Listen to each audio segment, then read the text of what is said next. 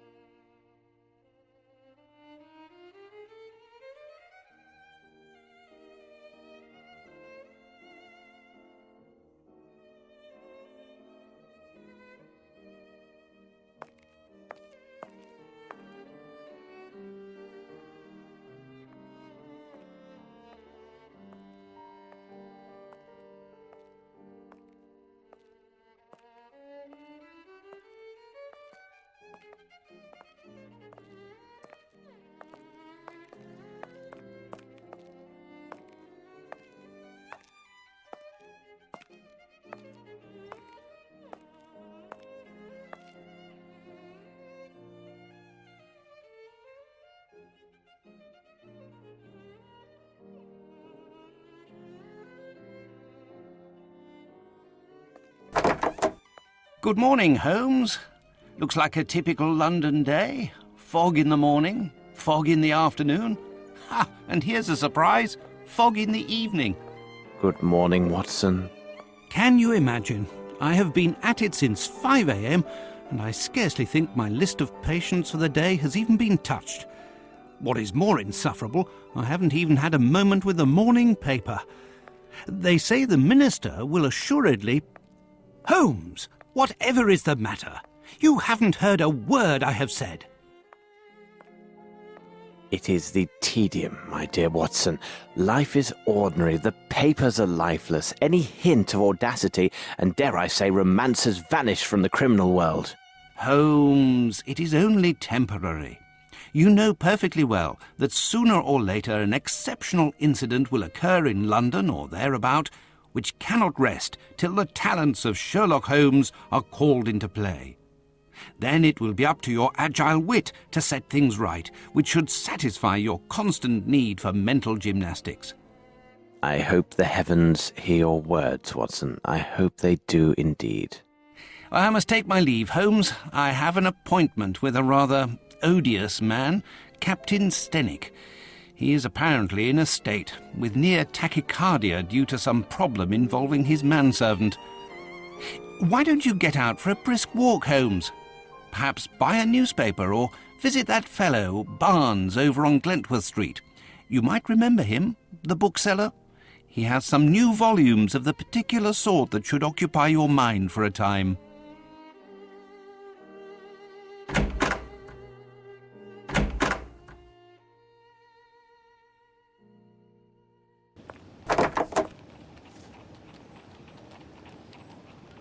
Strand! Strand! By the Strand! So, my young friend, what is the news? Nothing of interest for the great detective, sir. Those old stuffed shirts ate up half of London at their big scientifical to-do, and some Scandinavia princess is driving the locals wild with curiosity. A Scandinavian royal is in London? If you and the lads can look sharp and find out more about her visit, there will be some coin for your pockets. Righto, Mr. Holmes. If there's aught to be found, the irregulars will have it. I'll send the words out to the lads.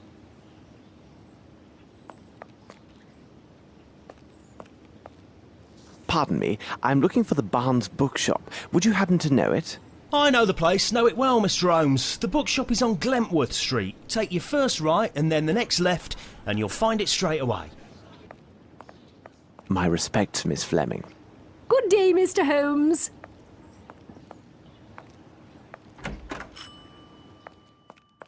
Good morning, Mr. Holmes. How are you? I have some new novels that should interest you. A nice illustrated volume on fish and a collection of legends on piracy. They must be here somewhere. Ah, the pirate's book.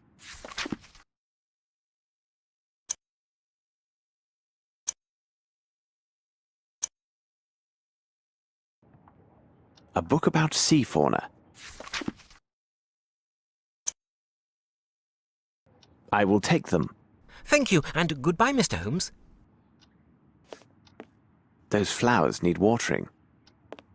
Appears to be a trace of shoe leather. Did somebody fall here?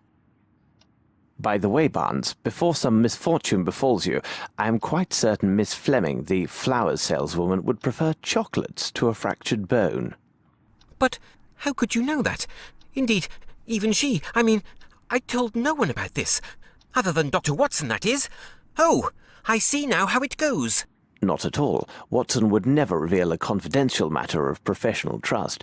He did, however, mention your fine shop and your novelties. Knowing his views on classical literature, I doubt there would be any inducement to enter your shop unless it was professional business. What would trouble a man of your age and position, sufficient to require the services of a doctor? I noticed trace of shoe leather on the stepladder and deduced that you no doubt lost your balance, fell, and likely suffered a nasty sprain. As for the flowers, you deliberately let them die and left this sad display open to the public, hoping, no doubt, that their supplier would notice and take great efforts to come and replace them. Also, I know Miss Fleming to be a statuesque woman, so typical of the Scandinavians. I noted that you would likely wear shoes with a higher heel, so that you and Miss Fleming, should she arrive, see more eye to eye. Unfortunately, climbing about on ladders and the like in such shoes is a risky business, isn't it? Indeed, it is, Mr. Holmes. Believe me, Barnes, try chocolates next time. And besides, it requires a bit more than well-heeled shoes to find a proper soulmate. Don't you agree? Holmes! Here! Ah, it's good that I found you, Holmes. As I told you this morning, I visited Captain Stenick. Although his symptoms are not serious, the circumstances which caused his palpitations are quite peculiar. Perhaps you can make something of it. Here is Captain Stenick and Sergeant Ruffles.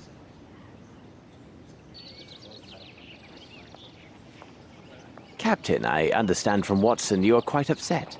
Any man will be the same, and with less provocation. My servant has left in the middle of the night. Damned ungrateful after all I have done for him. To top it off, he knows not one word of English. Finally, if he causes any damage, I will bear the brunt of people's anger and suffer the consequences, as I am the person who brought him to England. How long was he in your employment, and is he accustomed to vanishing in this manner? We returned from Australia more than 5 months ago now. But to his credit, he never left this house before now. He is afraid of the city, as are many inhabitants from open spaces. Could he have stolen something? Upon my word, no. How much money does he have on his person? Frankly speaking, he didn't have any money. I kept his wages for him, and they are in my safe. In any event, what the deuce would he have a need for money? Who knew that he worked at your home, and had he any contacts here in London? Anyone who deals with me professionally knows Baopa is my personal servant. As for his contacts, they are limited to the delivery men who bring food or other items to my home. What reason could he have to see anyone other than myself? Now then, Sergeant, what is it about, and what elements of the crime do you have documented? Referring to the official report, the following particulars were taken down. A young Maori responding to the name Baopa was reported missing by his employer, Mr. Stenick. No one in the surrounding area saw or heard anything relevant to this incident. In truth, we rarely concern ourselves with cases such as this, but the lad speaks not a single word of English, and according to his employer, has considerable strength. Considering the wild customs of his native land, who knows what damage he could cause? You must know, Mr. Holmes, there have been a few similar cases reported recently. The facts are much the same. Immigrants from the poor districts have been reported missing by their families. We expect that some low-class brothel has opened its doors to the local exotics, and Mr. Holmes, you can imagine how word would spread. Mark my words, with his unique looks and speech, we'll find this boy in no time. I imagine he'll have nothing worse to show than empty pockets and a delighted air. That is a possibility, to be sure. However, I would be most grateful if you could ask your superiors to send me the reports about those similar cases. I rely on you, Ruffles. Watson, continue your search here. I must follow another lead.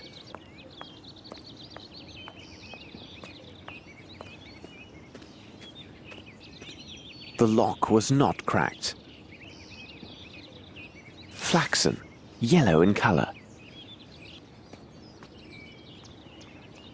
What a peculiar drawing.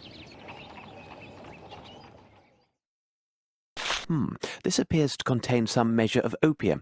I shall analyse it at Baker Street.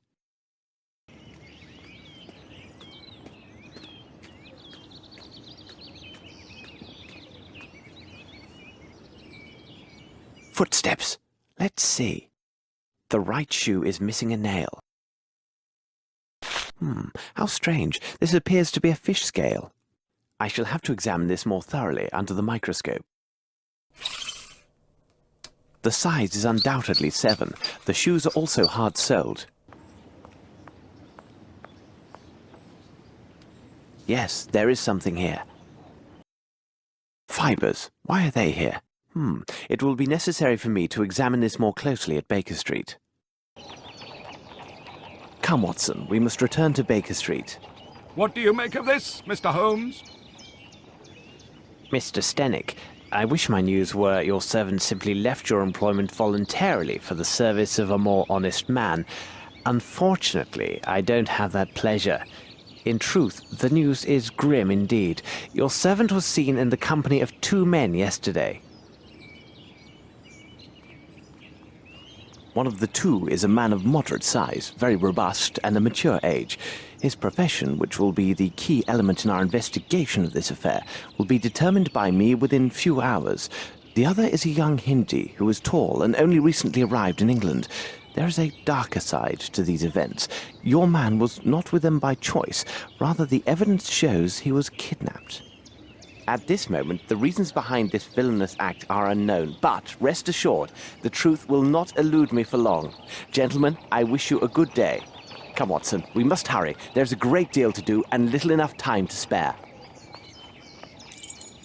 Holmes, I must protest. You did not spare my client, Captain Stenick. This seems unusually harsh. That may be, Watson, but now what matters more is to know the reasons behind the kidnapping of this young aboriginal yesterday evening in central London, and more importantly, what has become of him.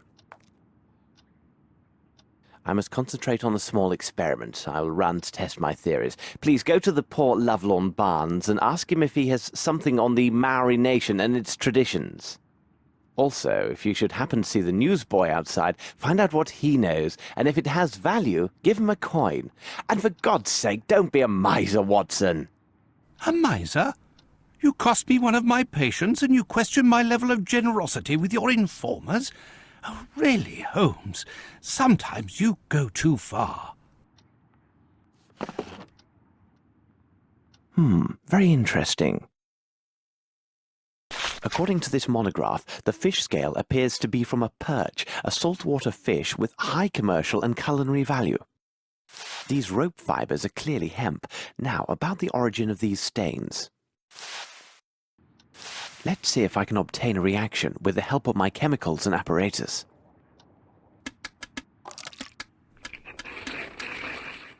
This is evidently coal soot mixed with water, and given the absence of any salt particulates, it must be fresh water. The meatball ignited but failed to burn completely. There are, without a doubt, mustard seeds present, probably in exotic form. What could be the other components, I wonder? Let's see if I can obtain a reaction with the help of my chemicals and apparatus.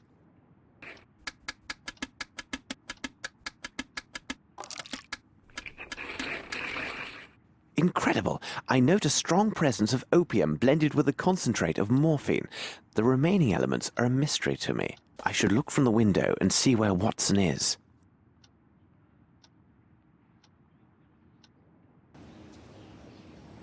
There's a good lad. How does it go?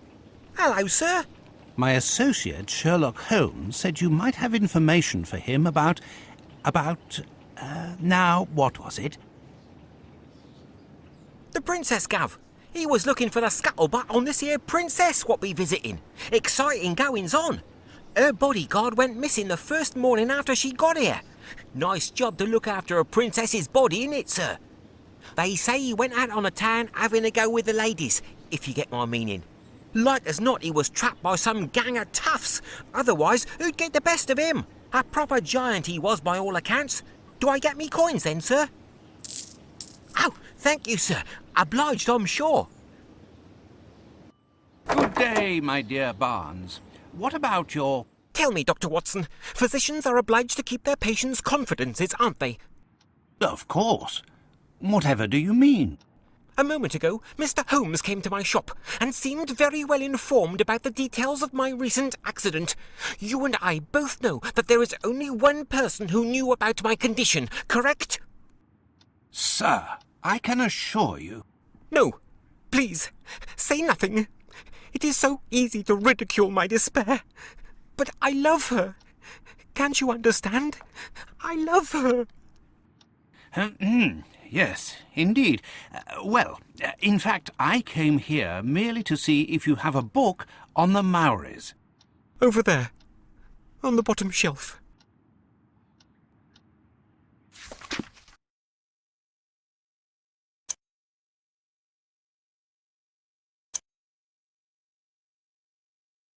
I will take it.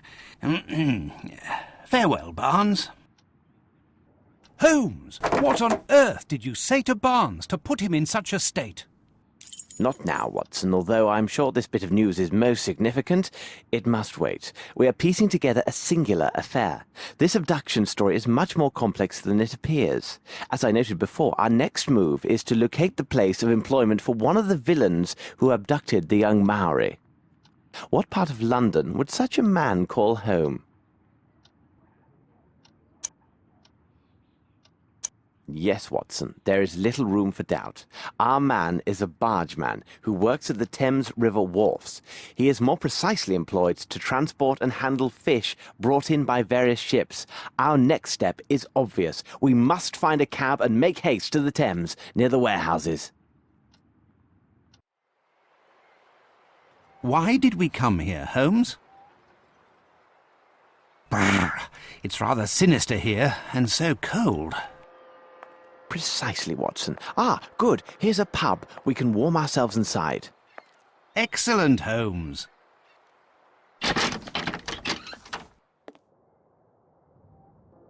Good day to you, sir. Could you serve up 2 of your best pints and some information, if you please? My pleasure, sir. What can I do for you?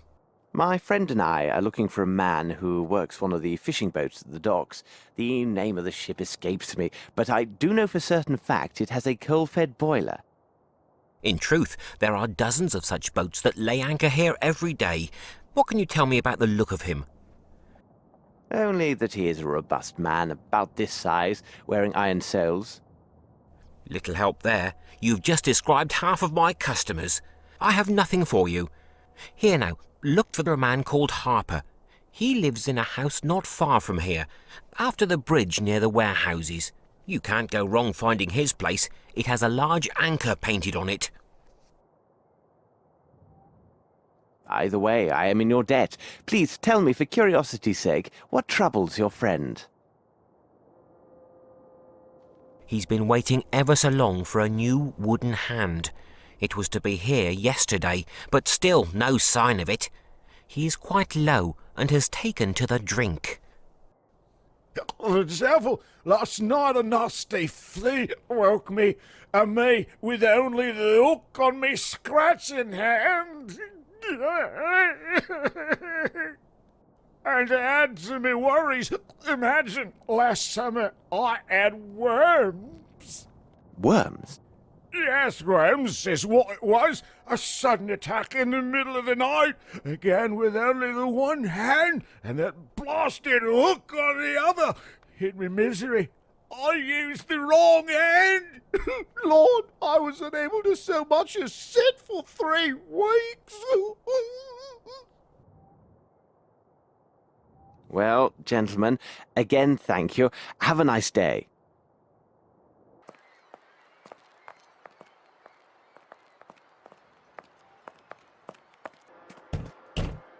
No one is here.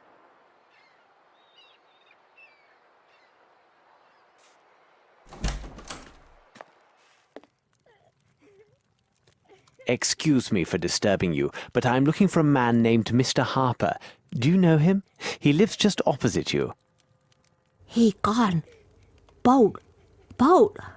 Watson, I know this accent. These people are Nepalese, and as luck would have it, I am familiar with this dialect.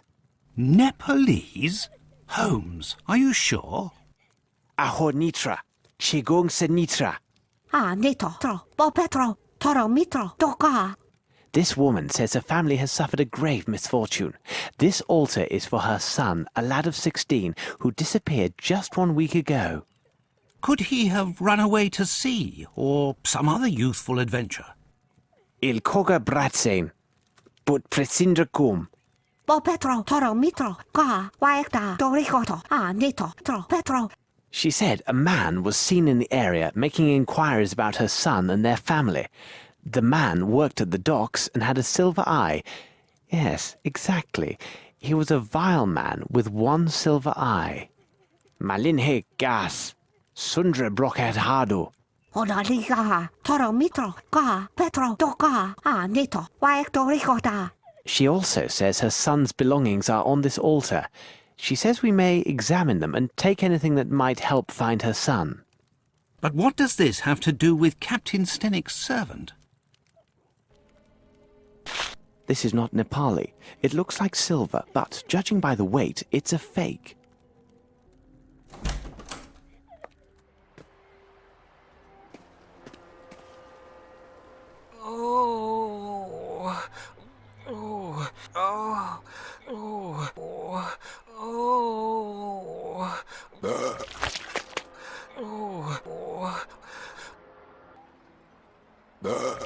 Watson, it appears this young man is ill.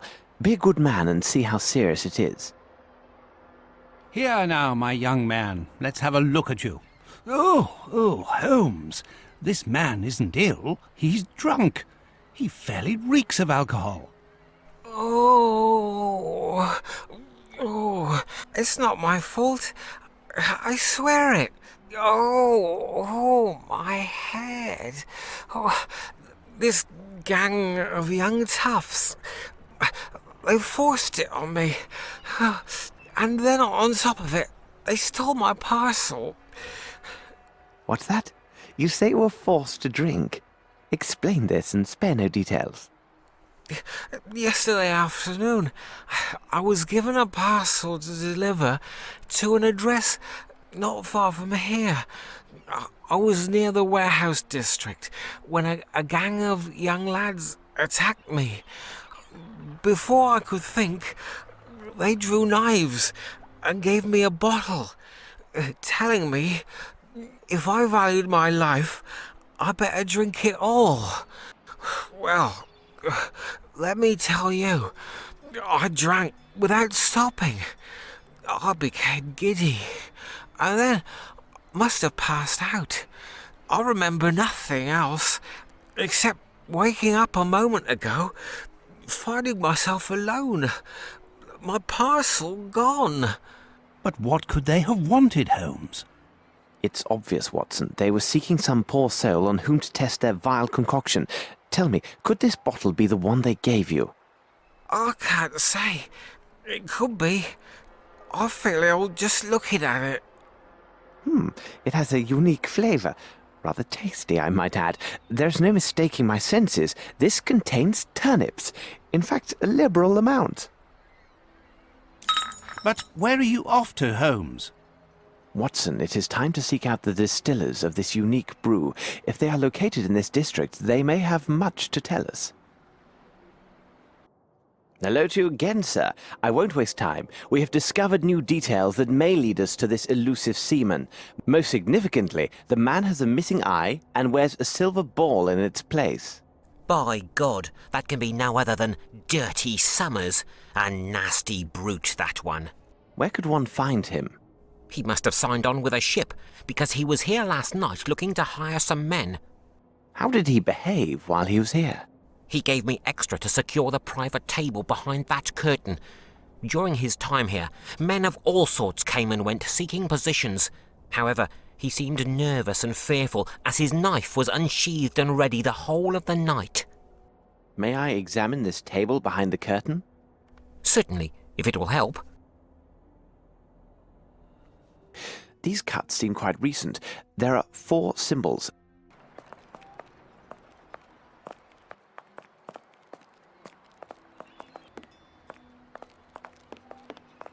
That part of the warehouse seems an ideal place to hide, but it would be difficult for anyone to get there. So? I assume this is your special recipe? That depends on who's asking. If it's the law, then I have nothing to do with this. If you're a customer, 2 shillings gets you a taste. A fair price indeed. Unfortunately, this vintage is a bit full-bodied for my taste. But I would be very happy to recover a parcel that went missing near this very spot.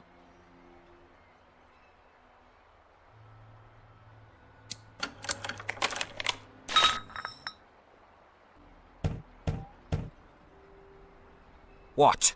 One other thing. Have you seen this before? Yes, I saw it. One of the dock workers, an odd sort, gave it to a gang member, Brannock. He wanted Brannock to join their gang, or I don't know what. Must have been nigh on 2 weeks ago. 2 days later, he went missing, and not a word since. This man who gave your friend the pendant, can you describe him? Not very tall, strong, wearing a red cap, and he with a hare lip. You could likely find him near Warehouse 12. He told Brannock he worked there. Thank you. By the way, my friend the postman feels badly used. You should change the recipe. Oh, I was sure of that. Turnips weren't near rotted enough. Maybe they need a longer soaking in the gutter water. Now, off with the pair of you. Good news, sir. Here is what you were waiting for.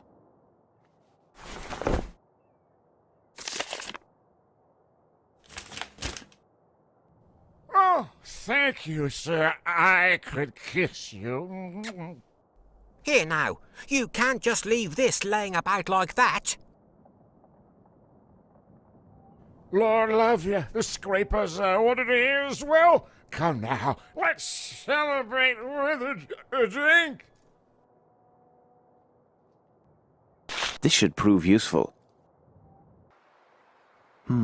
What a pity. The window is closed and the front door is barred. We must gain entry. But how? But why in blazes are we breaking in? Ah, Holmes!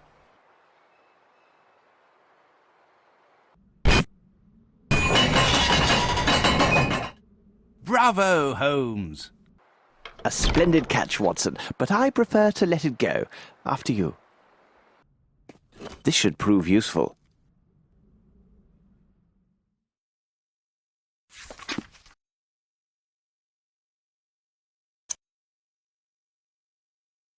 Look, Watson, a page torn from an American passport. One Amos Colby, 36 years old, from Boston, Massachusetts. He arrived here just 3 weeks ago. What business did he have here? This drawing on the back of this page, it resembles some vision of a demon, and... Good God, Holmes! It was drawn with blood! The end of this hat pin is covered with blood. It would seem likely that whoever cut themselves with this pin is also the artist of this demoniac image. Here now, this is hardly reassuring. Someone has emptied these cases of sailcloth to hold something very different, but still suited to their particular form. Oh, my God, Holmes, you do not mean that all these crates are better called coffins?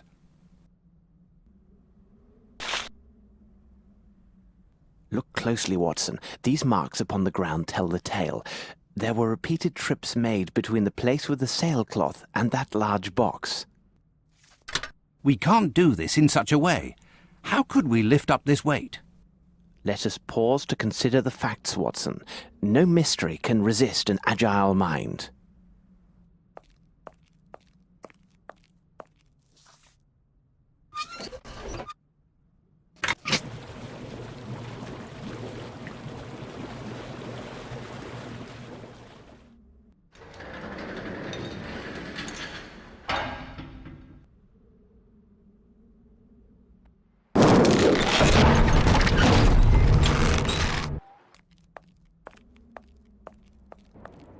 Good God! Holmes, where are we? Tread lightly, Watson. This place seems alive and watchful. A box full of pendants in the shape of a pelican. These are brothers to the one found at the Napolis house. Quite useless. These trinkets are nothing but charming decoys. The left sleeve of this costume bears slight traces of blood, and here the pocket is pierced. Aha! There appear to be papers inside. Metal boxes, and here is one that still bears a label. It is in the shape of a flower, which appears to be Edelweiss, and it is black. How remarkable. They are not common. I must take the contents of this box to Baker Street for a more thorough analysis. Opiate, beyond all doubt.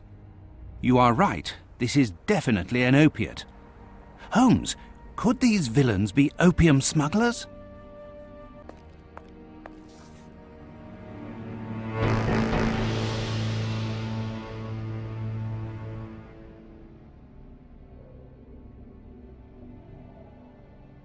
What a horror!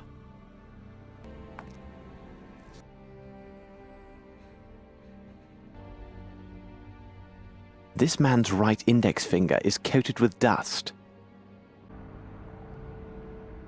This man fought hard before his tragic end. The dreadful-looking broken statuette reveals much about his terrible struggle. This man has a small wound on his left thumb. He must have drawn that strange figure in blood on the torn passport page. This message is engraved in some language unknown to me. I must make a copy of this message before the police arrive. A herd of buffalo could not leave a greater mess than the local constabulary.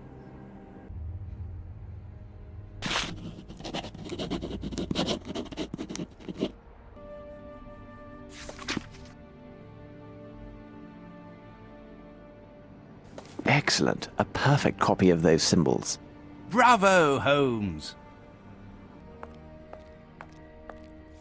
This man was bound with rope shortly before his death. This unfortunate man must have interrupted the kidnappers while they were transferring their victims. What are you speaking about? All of the kidnapped people were kept here, and from the look of things, for some days. There must have been a good number of them, so they were drugged to keep them docile. Then, with the vile assistance of riffraff hired by Dirty Summers, they loaded these people into the missing cases from the warehouse. Last night, these poor unfortunates were loaded onto a waiting ship, their destination as yet unknown. Oh my God! Holmes! Look!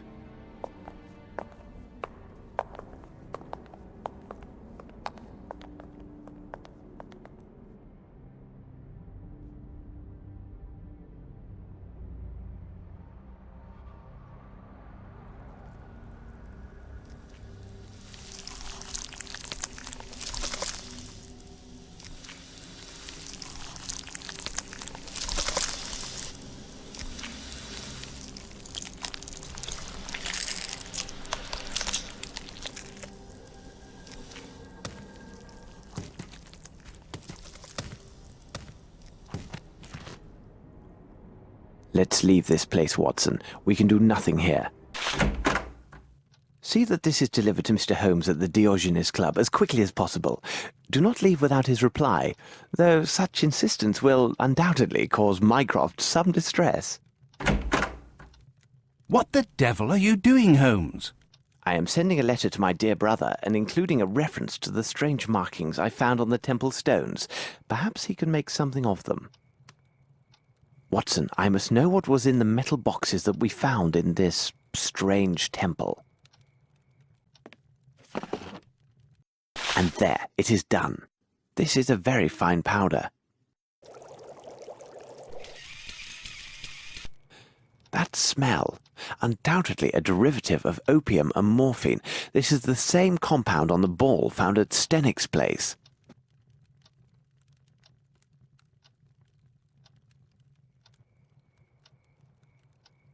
How goes it, Holmes? What is the result of your analysis? Without question, this is clearly a derivative of opiate. Something still troubles me, though. The facts indicate this substance must have been used in large quantities. But no English druggist could provide such an amount. Far too risky. And I do not believe British customs would allow such a large quantity to pass through unremarked. Well, I am convinced of quite the opposite, Holmes. How can that be, Watson? Explain your reasoning. Please remember that as a doctor, I am accustomed to the use of various compounds, including powerful derivatives such as distilled opiates. Those imported from the continent enjoy a special status with British customs, who do not bother the shipments and take little note of the quantities inside. Such shipments are easily identified by their labels. They always bear the identifying mark of the particular medical academy within that country which has an agreement with our own governing academy. Though I can't determine the precise country of origin, I would swear the label scrap left on this crate is one such as this. Doctor, I will never get to the end of your possibilities. You have solved this little riddle for us. Quickly, and waste no time, we must get ourselves to the custom inspector's office at the harbour. What, now? Can't it wait for our tea? Oh, coming, Holmes. Sir, did you find what you were looking for? Yes, and no. Tell me, where can I find the customs agent? The man's name is Beddoes, and at this time of day, you'll likely find him on the pier near a ship. Thank you. You have been most helpful. Pleasure to be of service, sir.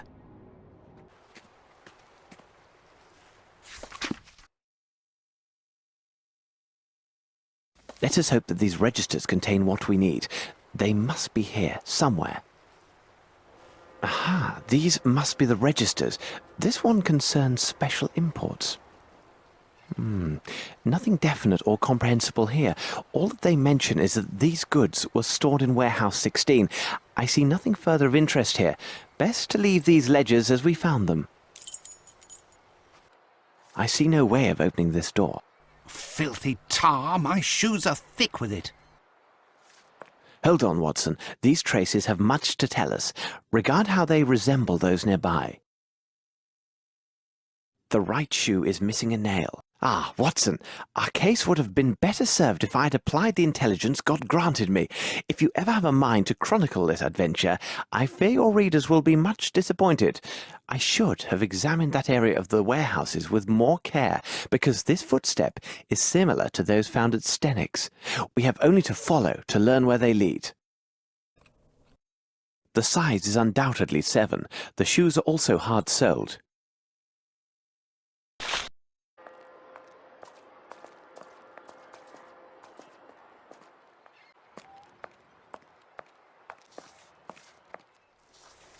I need something.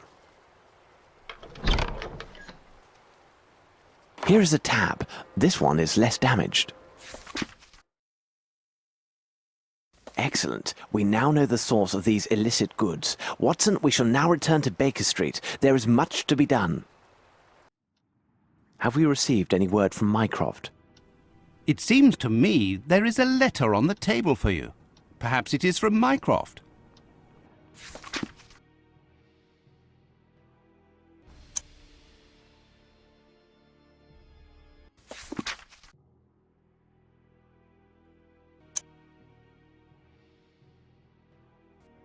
So, the poor devil who lay under this warehouse was indeed the owner of the passport embellished with the drawing made in blood. His thumb was gashed. He is most assuredly the one who made the drawing during his captivity.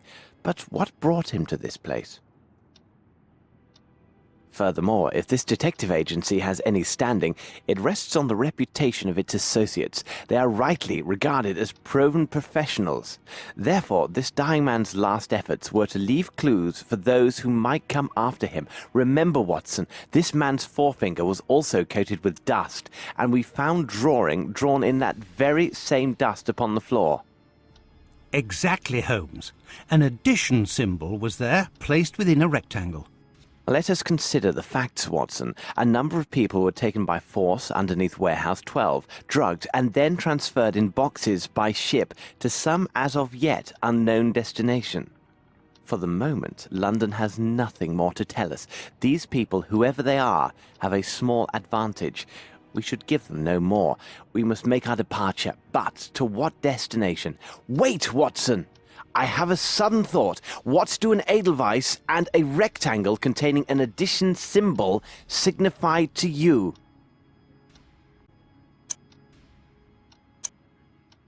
Switzerland, of course. Watson, we shall divide our tasks. I shall report the particulars of Mr. Colby's death, as this affair requires the utmost in tact and discretion. Well, I never. Thank you, I am sure. Watson, you know I'm impersonal, each man to his specialty. I rely on you to book passage for 2 to the continent immediately. And, Watson, see what you can learn of an institute called the Black Edelweiss and determine if it is located in Switzerland. If this place can be found, I believe it holds the answers that we seek. Now, hurry, man, the game is on.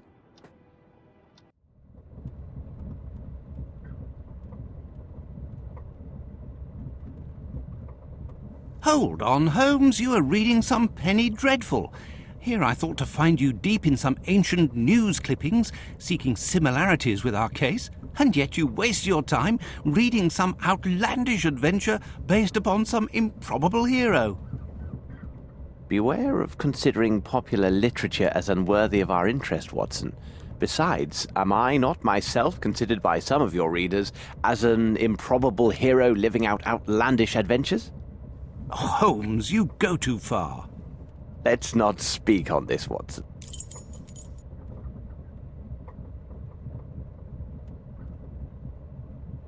This horrible statuette gives my nerves a shake, Holmes.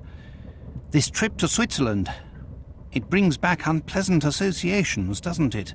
Watson, those events should remain where they belong, in the past. However, I will not be joining you in Switzerland. When the train arrives in Lyon, I'm afraid we must part company, as I have business elsewhere that will take some time. But Holmes... As a doctor, your impeccable credentials will allow you to ably advance our investigation at the Black Edelweiss Institute. My presence would likely only arouse suspicion and harm our cause. I am writing the name of a Swiss policeman on this piece of paper. He is stationed at the village near the institute and is a most reliable and capable man. Turn to him should you entertain even the slightest suspicions during your visit. And you, Holmes? As for me, Watson, I will investigate this case from the other side.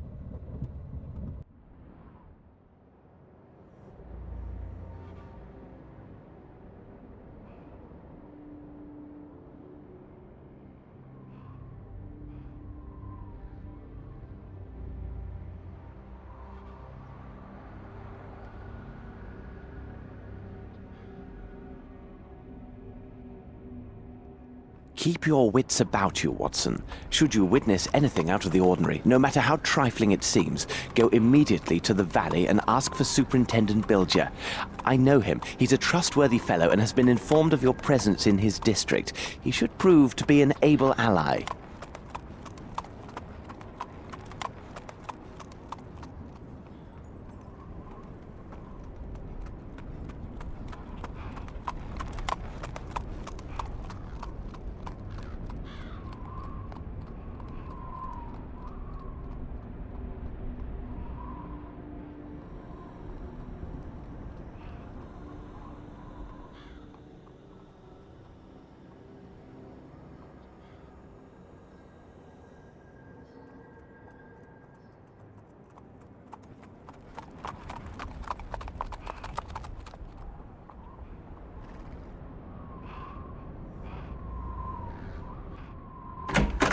How can I help you, mein Herr? Good day, sir. I am Dr. Watson. I have just come from London and... You must see Fraulein Muller. Please, if you could. She is over there. She was so impatient to receive your visit. She has made remarkable progress. But the doctor can explain everything far better than I. Look, here she is now. My little daughter.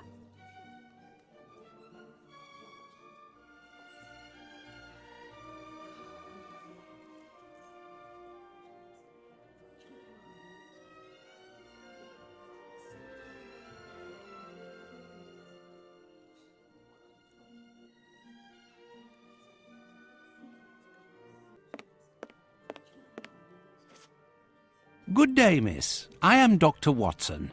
I believe you have word of my visit. Indeed, Doctor. Your letter said you wished to speak with Dr. Gyjax.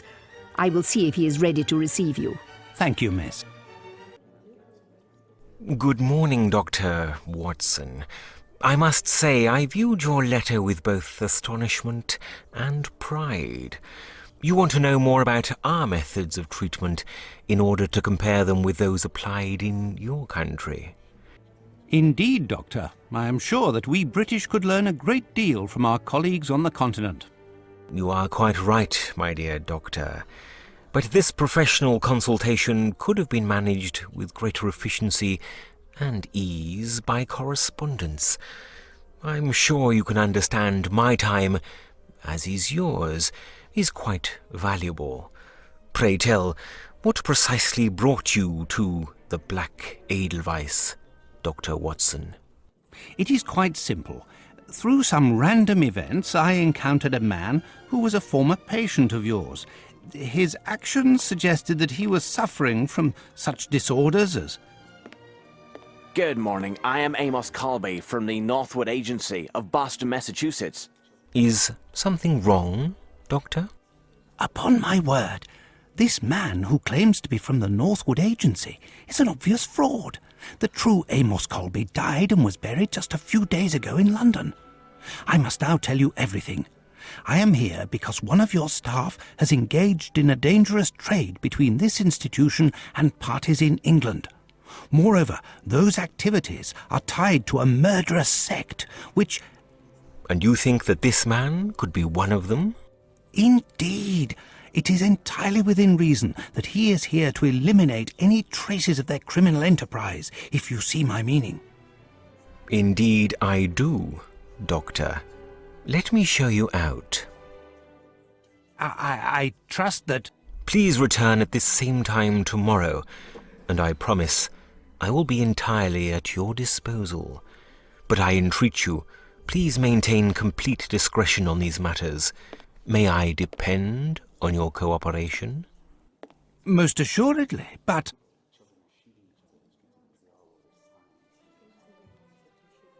Good morning, sir. How may I be of assistance? You can start by telling your men to all take a few steps back. Then we can have a nice friendly... Very interesting. We have indications of a personality breakdown and related paranoia. I must ask you to come with me to the examination room so we can reveal your deeper problems.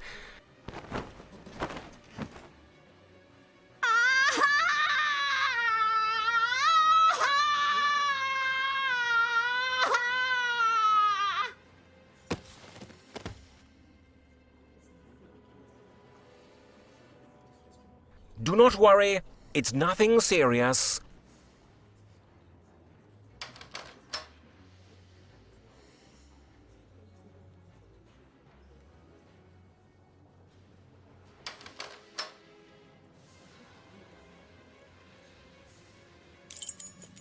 Stand where you are. Several drops alone will be enough to sedate a horse. There. That's excellent. Kunz, throw him into the holding chamber. I would feel more comfortable without this costume. However, I am here and in proper place due to Watson's singular assistance. I must remember to thank him later. Let's hope he will act according to our plan. My next move is to learn if the London kidnapper has some accomplice here. The sedative still has some effect, but I will be myself soon. Lord, what a stench! This wretch reeks of alcohol. Taking into account his state, he has also been dosed with a good amount of some soporific.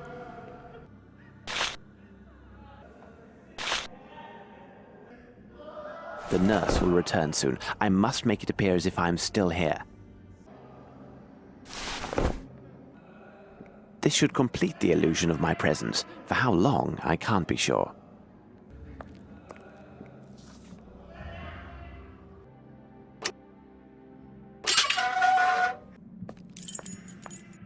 I encourage all personnel to read Dr. Blensmoth's book. When you finish with it, please leave it here for your colleagues, Dr. Gyjax.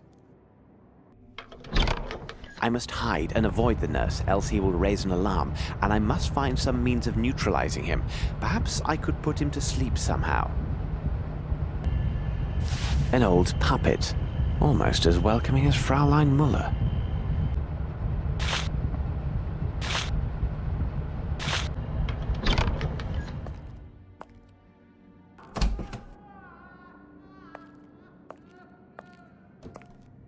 Hey, you! What are you doing out there? Huh? You are not a nurse. Come on, get me out of here. I'm very sorry, my friend. I can't help you as I'm just passing by. I'm not your friend. I am Maurizio. I can promise you won't get very far if you don't set me free. My cries will bring the entire hospital on your trail. Well, my friend, I mean Maurizio, it looks like you have logic on your side, but I don't have the key to your cell, and the door looks quite solidly built. What do you make of our dilemma? The door may be solid, but the lock is worthless. There is a room at the end of the corridor where the repairman from the mainland stores his supplies. I am positive there is a crowbar inside. The key is hidden in a crack near the door, as he's afraid of losing it. Come back for me when you get the crowbar.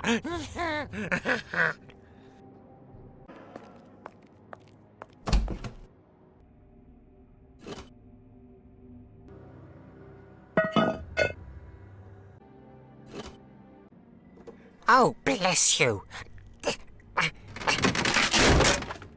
And here you are. Greetings. Careful. You best not linger here. If they find you, they will throw you down below. Into the depths. Into hell.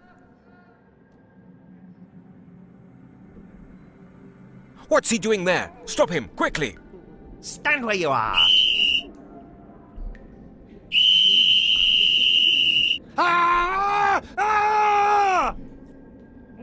It seems that Maurizio finally attracted some attention. Excellent. Now the stairs are clear and I may return upstairs.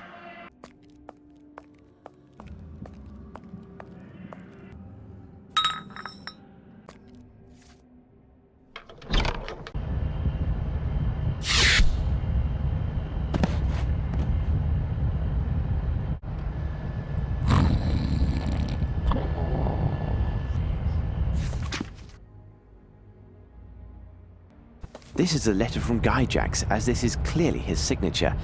I don't understand. Stones? What stones could he mean? This product is primarily composed of potash, which, if blended in precise proportions with water and chlorine, creates a spectacular smoke. But I will also need a bottle or container of some sort. These cans won't do, they're too large. This box contains bottles labelled Black Edelweiss, which are identical to those found in the London sect hideouts. As I suspected, they most definitely came from here. I will take one. Strange, these appear to be pink crystals. These boxes contain chlorine. This book appears to be an inventory ledger. However, it is in code, and I don't have the time to properly decipher it. I see Dr. Gyjax's signature at the bottom of each page. Interesting. This book must detail his shipments to England.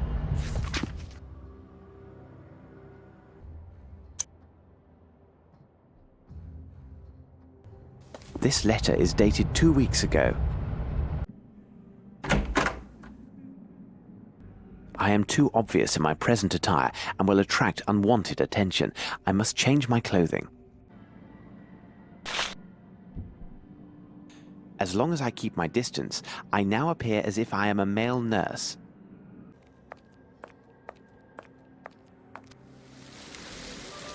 Nurse, make him stop. He must stop that. What is the problem, madam? Bauer must stop at once.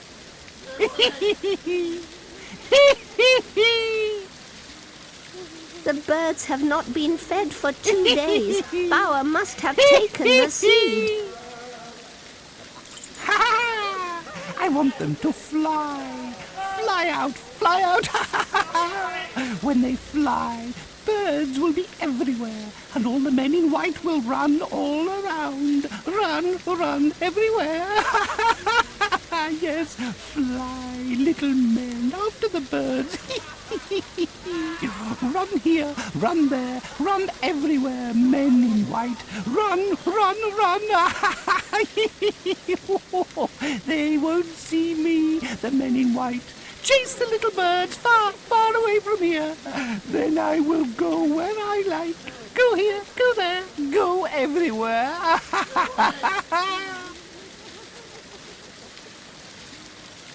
Extraordinary. These are all bird variants that can speak.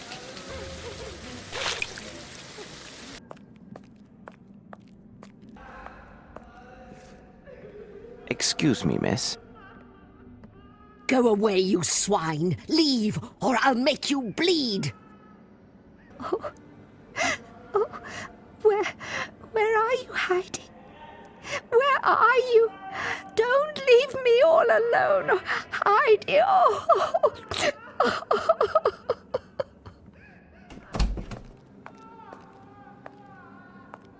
I must be careful to avoid attention.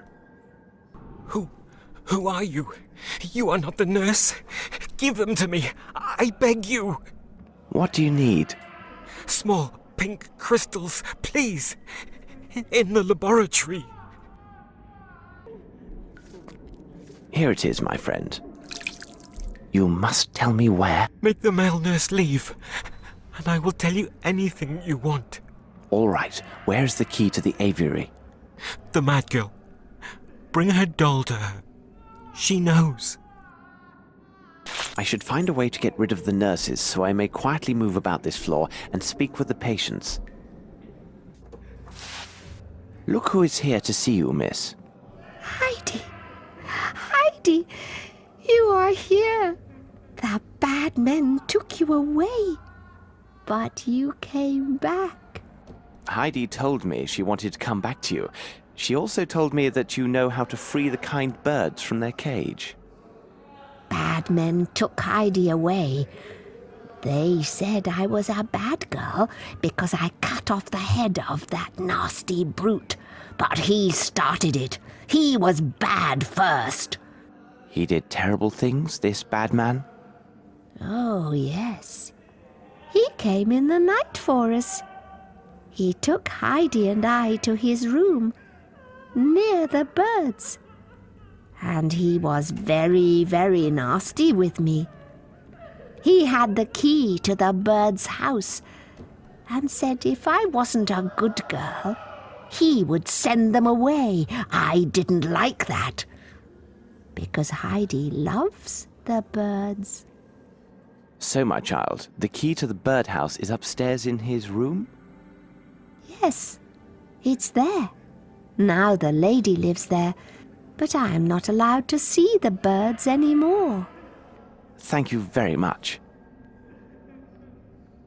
What is that, Heidi? Oh, you want to thank the gentleman. And you have a present for him. What a sweet girl you are. Oh, I agree. Heidi wants to thank you and says to tell you a secret. When I cut the bad man's head, she didn't want him to ever come back, so she hid the key in her belly.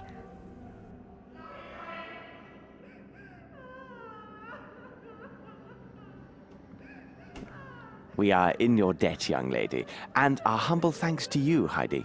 Heidi, child of the mountains.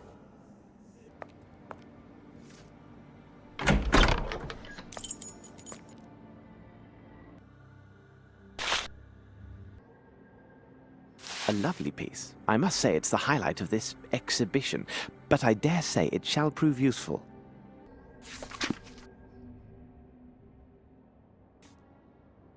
This splendid macrame design is protecting the bottle.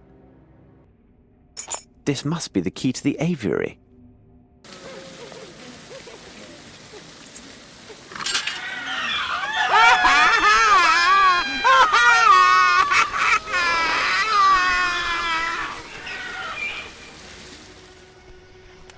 The door to the birdcage is open. Help us!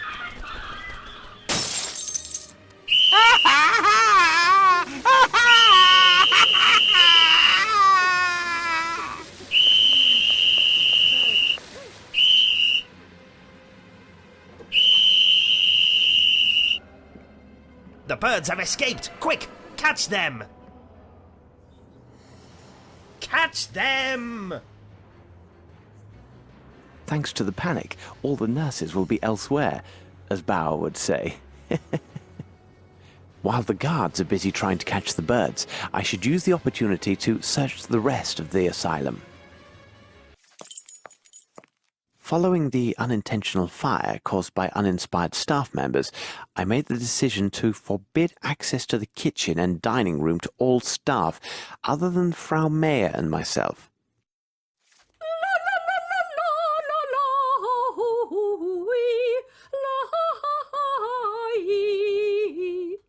It is necessary to get this dragon to leave, so I can freely examine the kitchen. Perhaps if I can create smoke, she will go into a panic and leave, thinking there's a fire.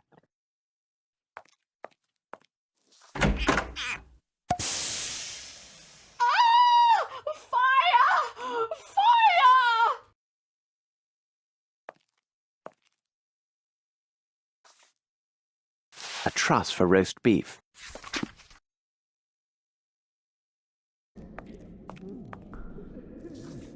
The attendant is gone. Ah, I'm very glad. But you are not an attendant? No, my good man, I am not.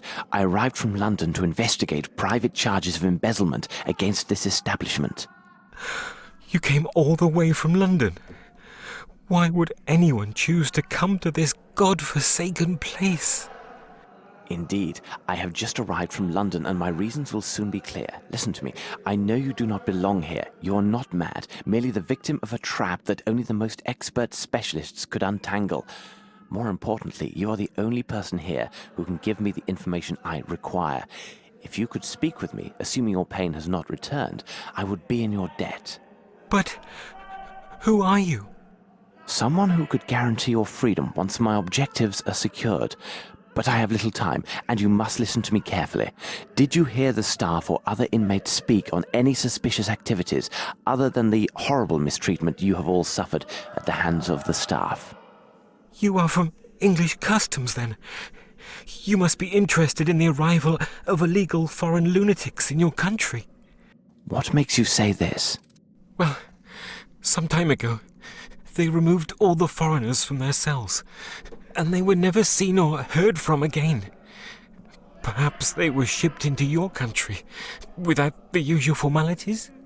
Those foreigners, where did they come from? I don't know exactly, because oddly, they never associated with the rest of the inmates. They arrived regularly, 1 or 2 fellows per month. Most peculiar. Did they speak among themselves? I could hear them trying to talk to one another, but it seemed as if they couldn't understand each other, as if each spoke a different dialect. Also, none of them seemed mad in the least. And then there was one other odd event. They were downstairs, and it was shortly before their departure. I strained to hear them, and could barely make out their conversation. This time, they all seemed to speak the same language, and what is even stranger, they seemed to be saying the same thing repeatedly. You must rest now, but don't lose hope, as I am here to help. I am afraid I must leave you now. If you need to know other information, you can see me when you like. This is meant to be used by 2 people, and here I am alone. What should be done? I have to create a system to use this lever in distance. The only solution is to find a method allowing me to lower this external lever when I am between the 2 gates.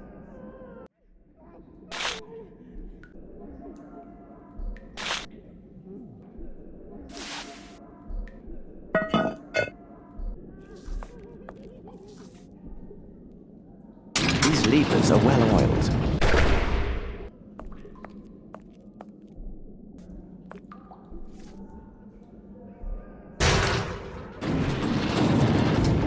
And there, it is done.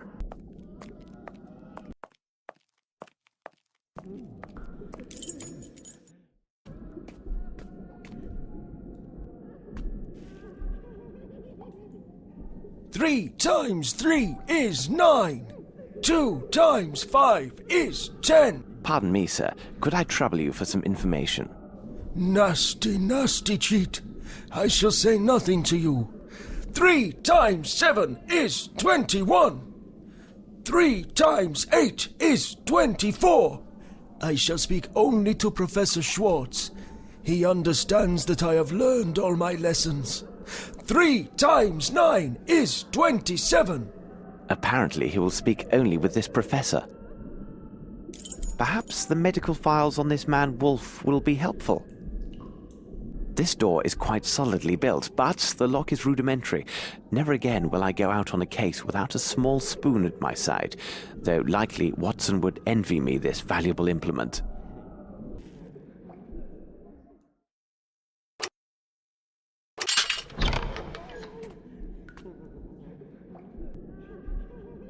Who could have forgotten this? My God, there is a body inside.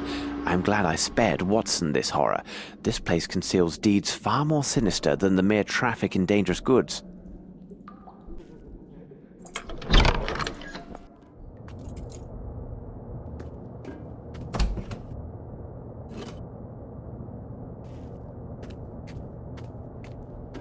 The Worship of Ghouls by Count d'Erlette.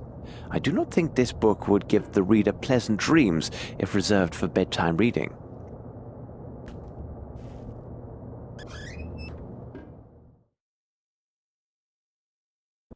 This man seems to suffer from every possible mental affliction. Judging by the date of his admission, he must be one of the oldest patients here. The former hospital director researched his case and mentions Wolf's professor. Apparently, he was the only person of influence with the poor fellow. There is even a portrait of the late professor included in with the reports. So this is Professor Schwartz.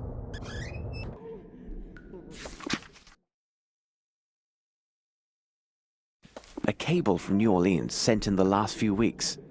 If the shipment of these goods from New Orleans relies upon a transfer of funds from Europe, it is possible the actual exchange won't take place for a few weeks. There may still be time to intervene. There's a small label that says classroom.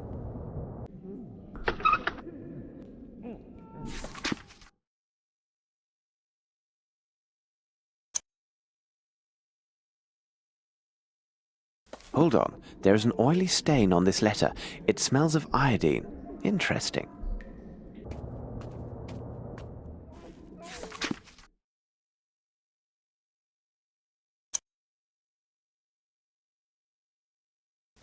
Unbelievable. These letters are from various Swiss banks and show that the doctor made several sales of precious stones over these last months, and each time for higher profit. He must have access to a real treasure. I see numerous transfers were made to an account holder in the Bank of London and another in a bank here in New Orleans. I must take note of these transactions. Oh my God!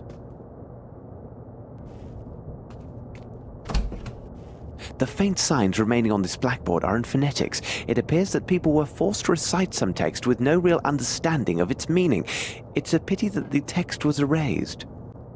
I feel great pity for the patients who must have been tied to this machine. What's this? A battery with a crank starter. No doubt used to stimulate his patients. A notebook detailing the experiments conducted by Mr. Gyjax.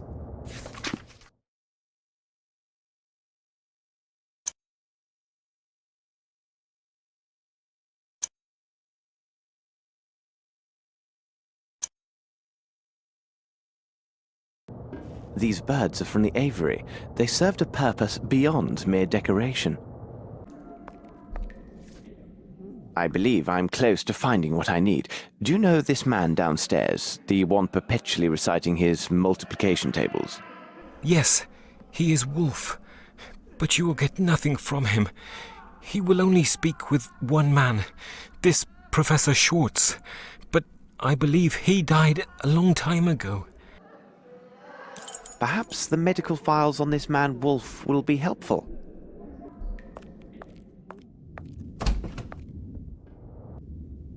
This should prove useful. And now time to become the good Professor Schwartz and pay a visit to Wolf.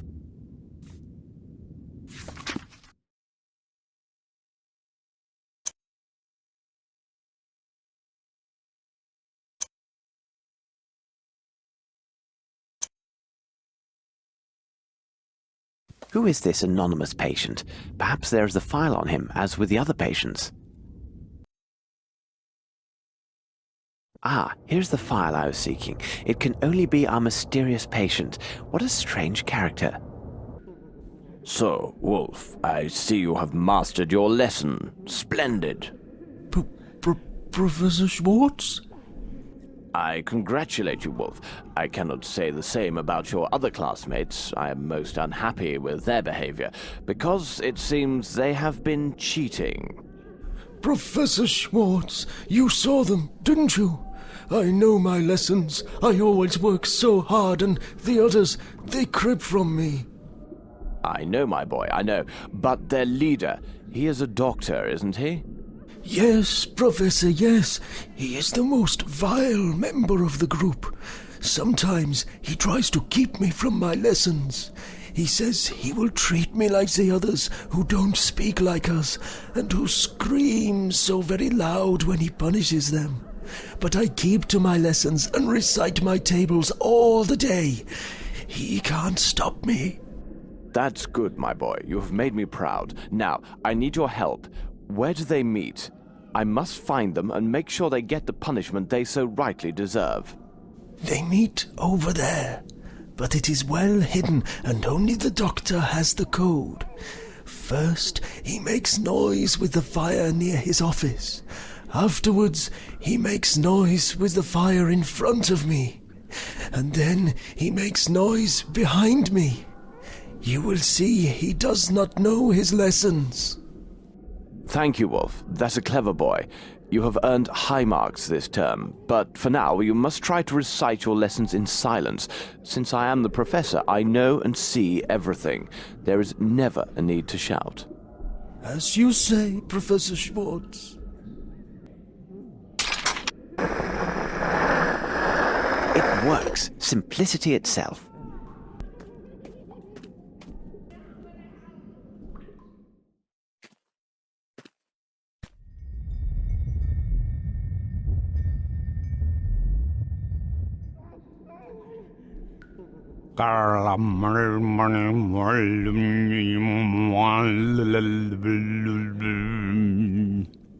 My apologies, but I do not understand what you are trying to say.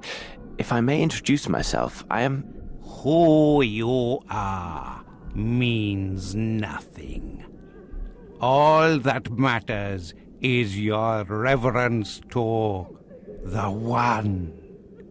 You came to invoke the great lord with the speaking, and now I ask you, who am I, you wretched mortal?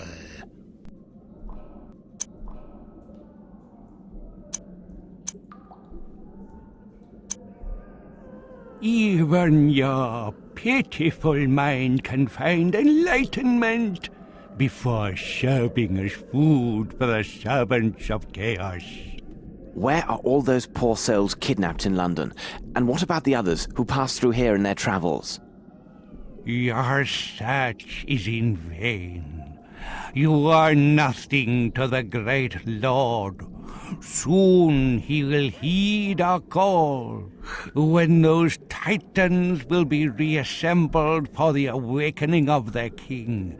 The sleeping Lord shall walk the earth. You and your kind will tear your flesh when you learn how your lives insult the great Lord and Master. You will plead for the abyss, as have all those before you who fed the Great One. Those who give their weak flesh to our Lord cry for his return. So shall you. He has lain dreaming, silent, hungry, awaiting his followers. Tremble in awe. Behold, the Great One returns.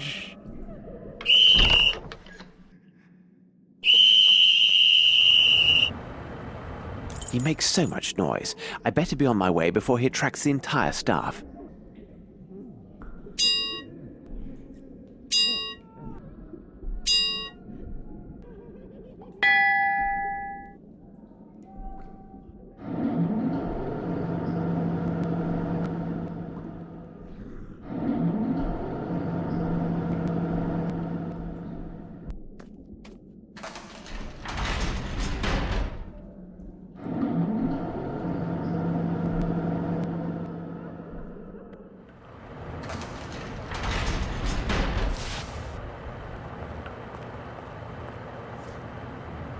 No challenge here. It is a primitive lock.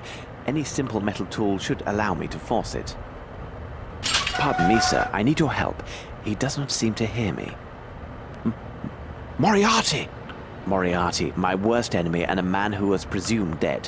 Who could think this demon could have survived such a great fall at Reichenbach? He seems a shadow of his former self. There is no doubt he has truly lost his memory and therefore cannot be a part of these events.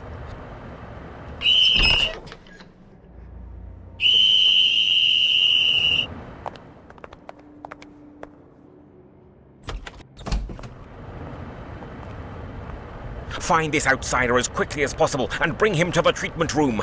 I shall take care of his memory. Professor, do you hear that voice? This man who is speaking to two others, a man of great intellect and ability, who is approaching and is even now right behind that door. You know him, Professor. Come now, Professor. You can't have forgotten so easily. Let me remind you, Professor. I'm going to reveal his identity. I will tell you his name. You know him well, Professor. He is...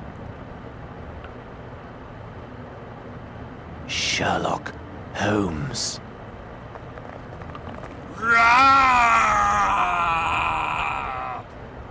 Stand where you are.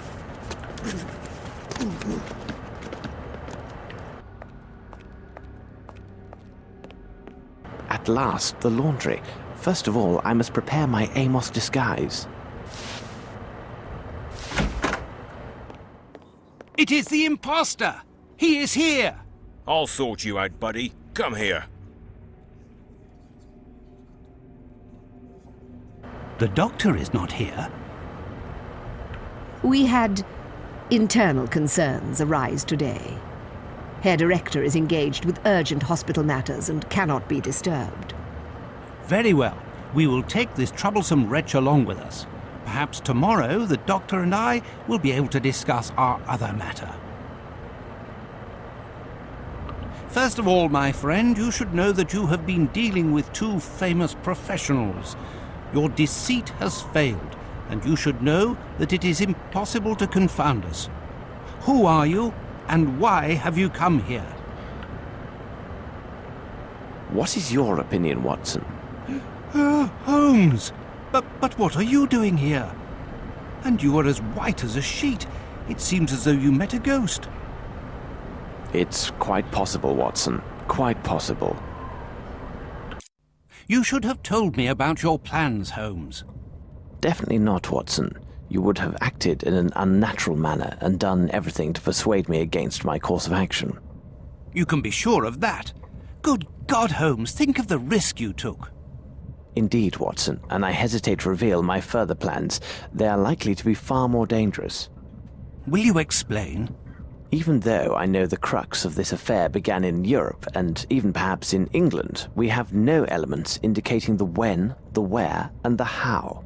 Our only lead would have us travel to a continent not our own, one that is wild and untamed in many ways. I assume that you now know the name of our next destination.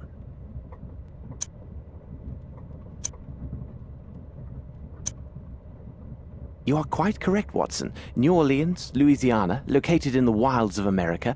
Our nemesis has a group of his men there, and we must arrive in time to stop them. We must make haste to Le Havre and book ship's passage immediately. I took precautions before our departure from Switzerland, but it is imperative we maintain the utmost secrecy regarding both our true identities and our destination. We are dealing with a cunning and powerful adversary, Watson. Quite powerful.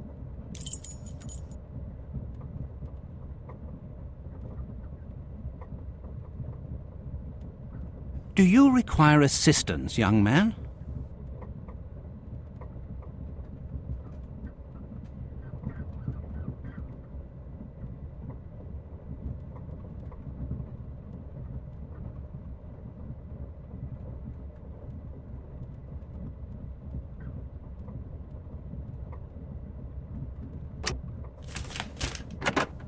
Ooh.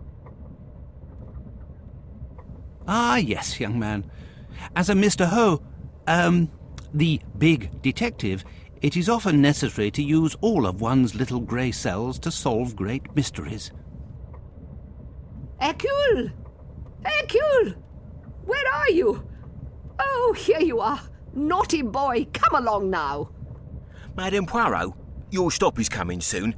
An agent will assist you with your luggage.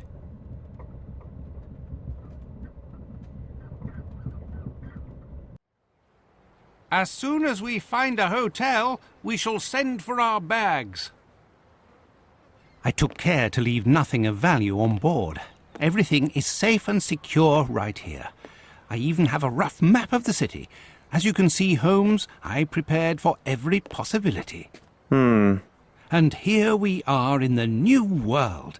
A whole continent ready to welcome us with open arms. Is this not invigorating, Holmes? Think of the challenge that lies ahead. Indeed, Watson, but let me remind you that we have few clues and time is not our ally, and countless lives rely upon our success. You are right, Holmes. Perhaps we should secure some local currency with our bills of exchange. At the present, we have but a few dollars at our disposal.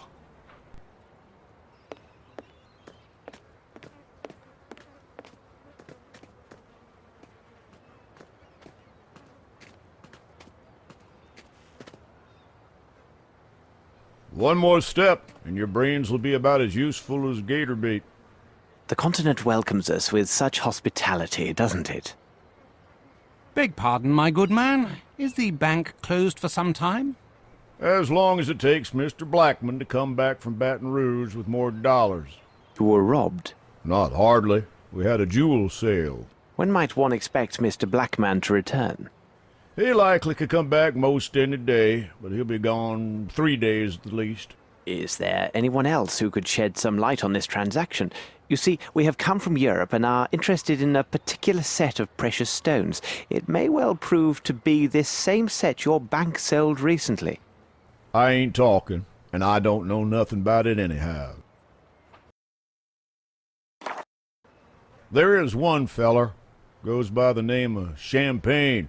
He's Cajun. He knows everything that goes on around these parts. You can most likely find him near a pile of planks at the end of the pier. Everything has its price in America, isn't that what they say?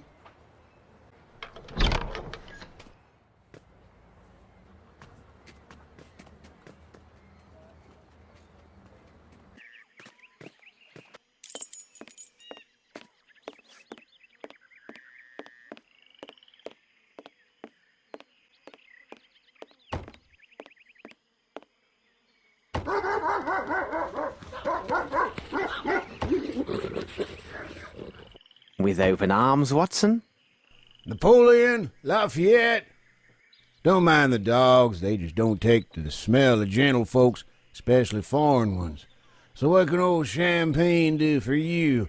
How's about some planks for your boat, or maybe a ride in Gator's Bath? Some other time, perhaps.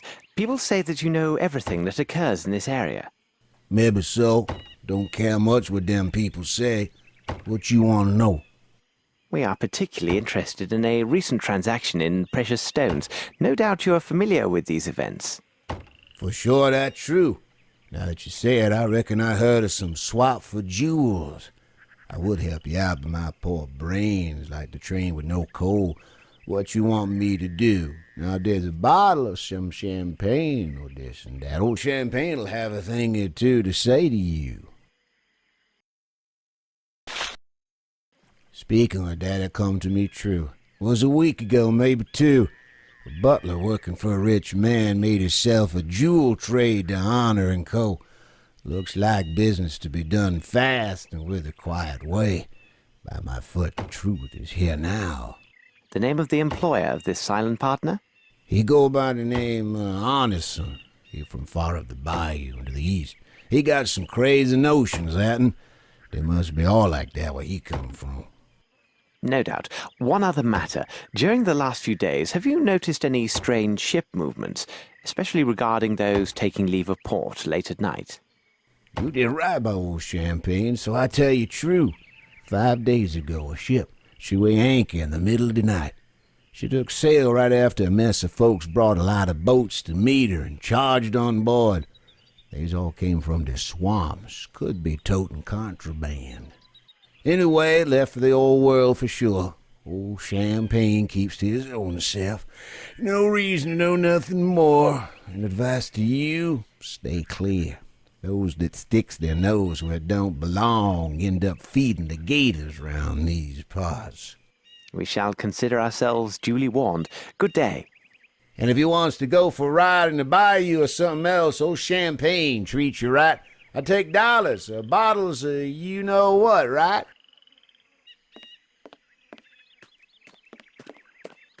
Holmes, our bag!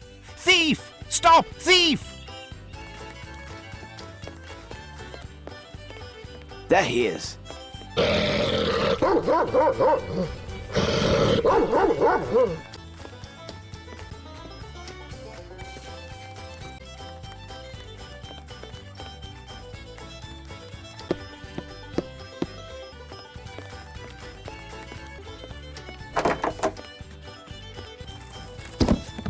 Stop!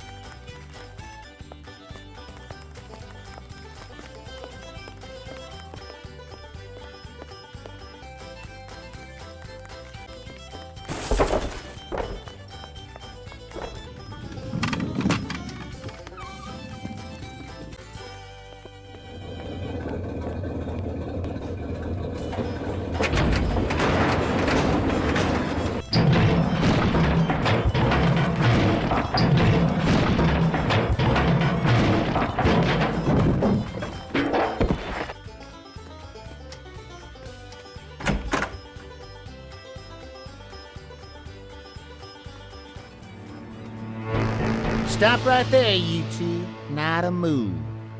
But the thief, he is going to... Thief? What thief? All I see are two foreigners tearing up my wharf, making a lot of noise. I expect you have some sort of papers proving who you are and what business you have in my parish. I assume you have proof you're here legally. What? Of course we have papers. In our bag. But that villain, well, upon my word, you allowed him to make off with our bag. What are you insinuating, sir? Are you trying to offend me? Gentlemen, look here. Calm down, Watson. But can't you see that... Watson? So you are Mr. Holmes and Dr. Watson. Please, spare us the pretense. You know very well who we are.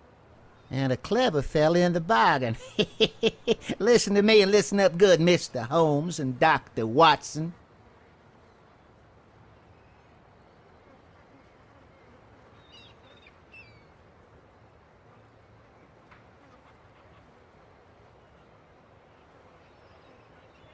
You will leave tomorrow morning for Europe on the same ship that brought you here. No need to offload your bags. Just turn around and get back on board. Nothing good will come your way if you ignore my advice. Oh, and one more thing. Without proper papers, you're nothing more than outlaws here in New Orleans. And outlaws end up as gator bait in my parish.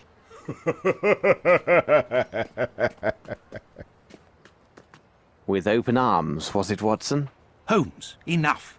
It seems they were warned of our arrival and waiting for us. Let's find the wealthy side of the city and the house of this Arneson. Come, Watson, time is not our friend. Watson, let's pay a visit to this Arneson.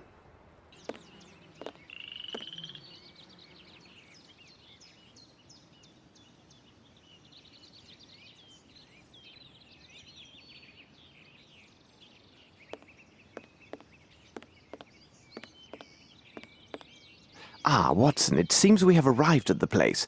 Look there, on the iron door. Looks like no one is here, Holmes. It's a pity, Watson. This is our only lead.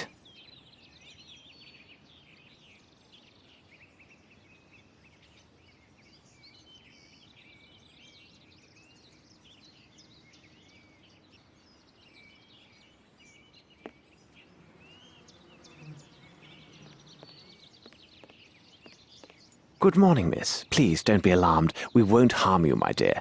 What is your name? Eula, sir. Lovely.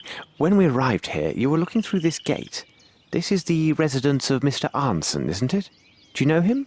Yes, sir. Do you know if he is at home? Don't rightly know, sir. Watson. Come now, don't distress yourself like this. Why all these tears? Because of my little brother, Davy. He serves with Mr. Arneson, and been more than 5 days since I heard from him. Perhaps he went on a trip with Mr. Arneson. No, sir. Tain't likely. I serves at the Gallagher's just the other side of the road. If they had left, I would have seen them. Something bad has happened. I can feel it. But if you were so near, surely your brother would have cried out for help if there had been any real danger. No, sir. Davy, he ain't like you and me. He's right smart in some ways. But Davy can't talk. Not a word. Besides, most evenings, we visits and sees each other across the stable door. It been more than 5 days since he been there. Oh, sir. I be mighty scared. Something has happened to him. I just knows it. Miss, take us to this stable. Watson, I think this place is indeed isolated, and therefore quite vulnerable.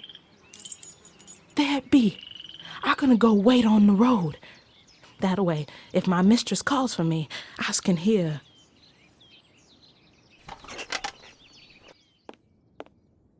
Holmes, this horse is dying of thirst. Poor animal. He has had no water for these past 5 days, Watson. Unbearable. I hope this gate is not locked, because it appears quite formidable. Open!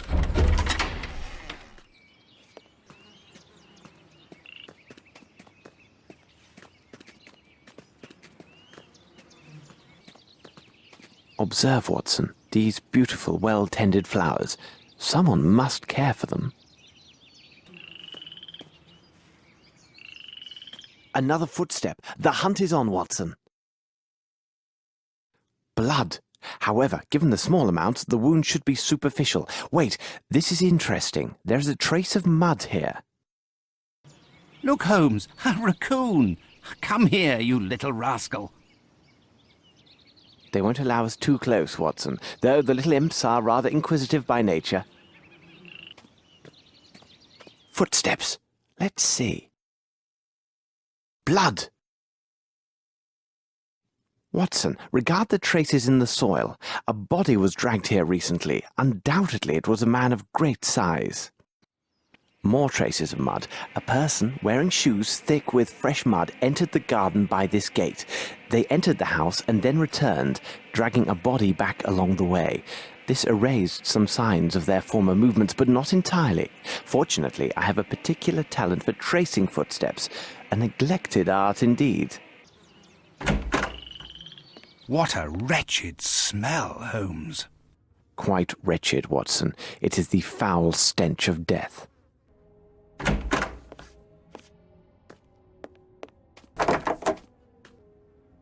Watson, hold the basin. I think you know what to do with it.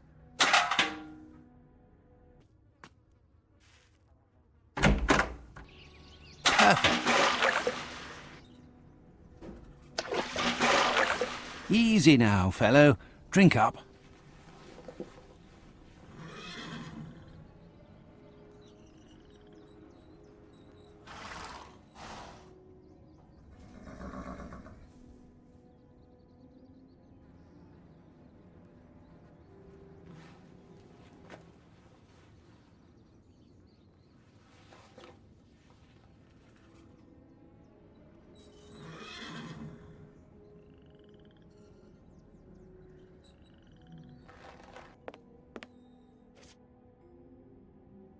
What could this be doing here?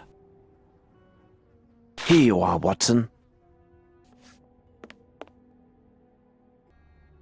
What's this? Someone placed their hand near this footstep. Judging by the size of the fingers, it seems to be a youth. Why would they lean down here? Of course, to pick something up.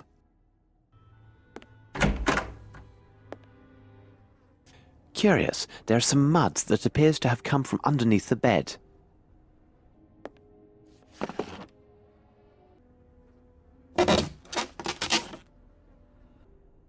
A stone of small size, but of splendid colour. It seems to have no flaws, and I doubt that it originated in the American continent. Anson, with his servant, no doubt. These clothes belong to a servant, and judging from their size, he is a small man. These footsteps indicate a person of small stature, and the fact that they are so closely set suggests they made their way with great stealth. I cannot budge the handle. They must have lodged something behind it to hold fast the door. Shh, Watson, listen. Whoever you are, open up. We mean you no harm. Open the door, for God's sake. It's a matter of life or death. This is useless, Holmes. Watson, your sensibility is appreciated. We shall come back later.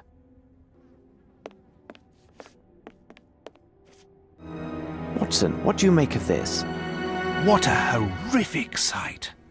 It has lain here for at least a week. On the contrary, Watson, once again you see, but fail to observe. The warmth of the local climate and the exceptional humidity undoubtedly sped up the rate of decomposition. Based upon my calculations, the body has been here for 5 days. Let's examine the hands. They are calloused, with traces of dirt under the nails. This would be the gardener, no doubt. Champagne. Maybe this will satisfy that old man of the same name. Interesting. The person who sat here was fond of cigars. They killed the man who was sitting there, and the trail of blood begins here. So this would be the body they dragged through the gate. This must be Anson. He appears fond of cigars. Papers were burned, and great care was taken to destroy everything of any value to our case. We will find nothing further in this place. The body was dragged from behind this door.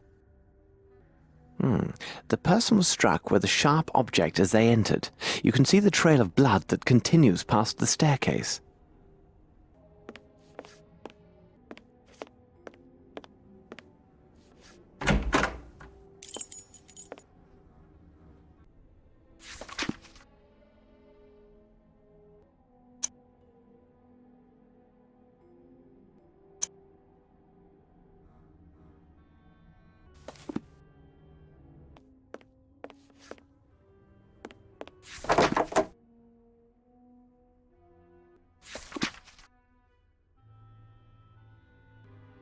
Ah, a book on the fauna and flora of Louisiana.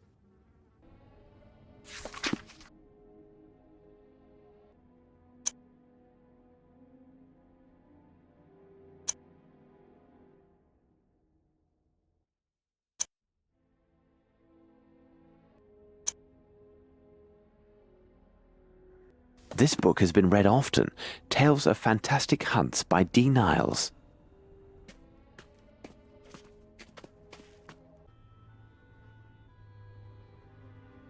This metal tube is approximately 40 centimeters in length and 18 in diameter. It bears a small tag which reads, "This one without defect. My sincere apologies, E. Otis." What the devil are you doing, Holmes?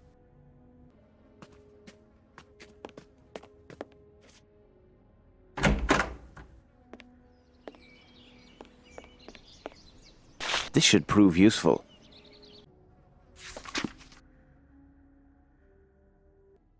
A newspaper from 5 days ago. Someone has torn the last page. Well, it seems Arnson tried his hand at a small riddle in this newspaper. How strange. He does not seem the type to take interest in mathematical conundrums. Holmes! Here! Very interesting.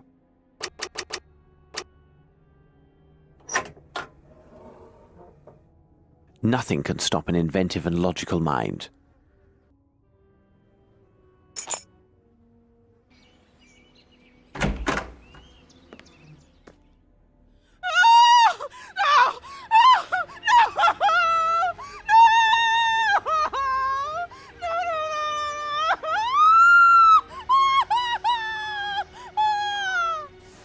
Watson, that shouting! Something is happening! This must have come from the stables, Holmes. They've bolted the door. There's no time for anything else. We must force it open. Quickly, Watson. We must find something to serve as a battering ram. We must act quickly, Holmes. Watson, this can serve as a ram to take down the door.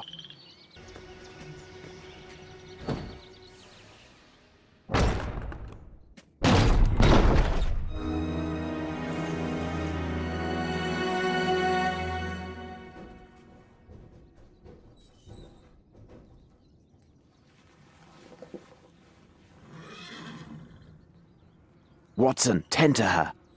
Holmes, hold on. There is a message pinned to this unhappy woman.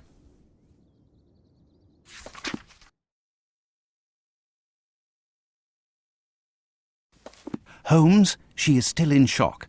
I must stay with her. A lovely piece. I must say it's the highlight of this exhibition, but I dare say it shall prove useful. Ingenious. Standing on the stone activates some mechanism. Strange drawing. It says, only the best gunmen earn the finest arms. What is inscribed here? My best trophy. A strange hunter, this Arnson.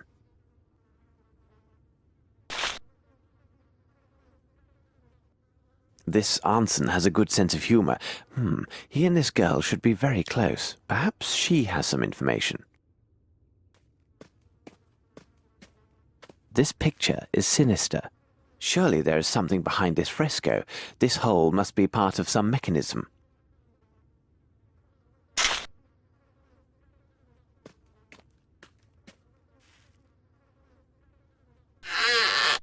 Nothing can stop an inventive and logical mind. The same woman seen in the trophy photograph.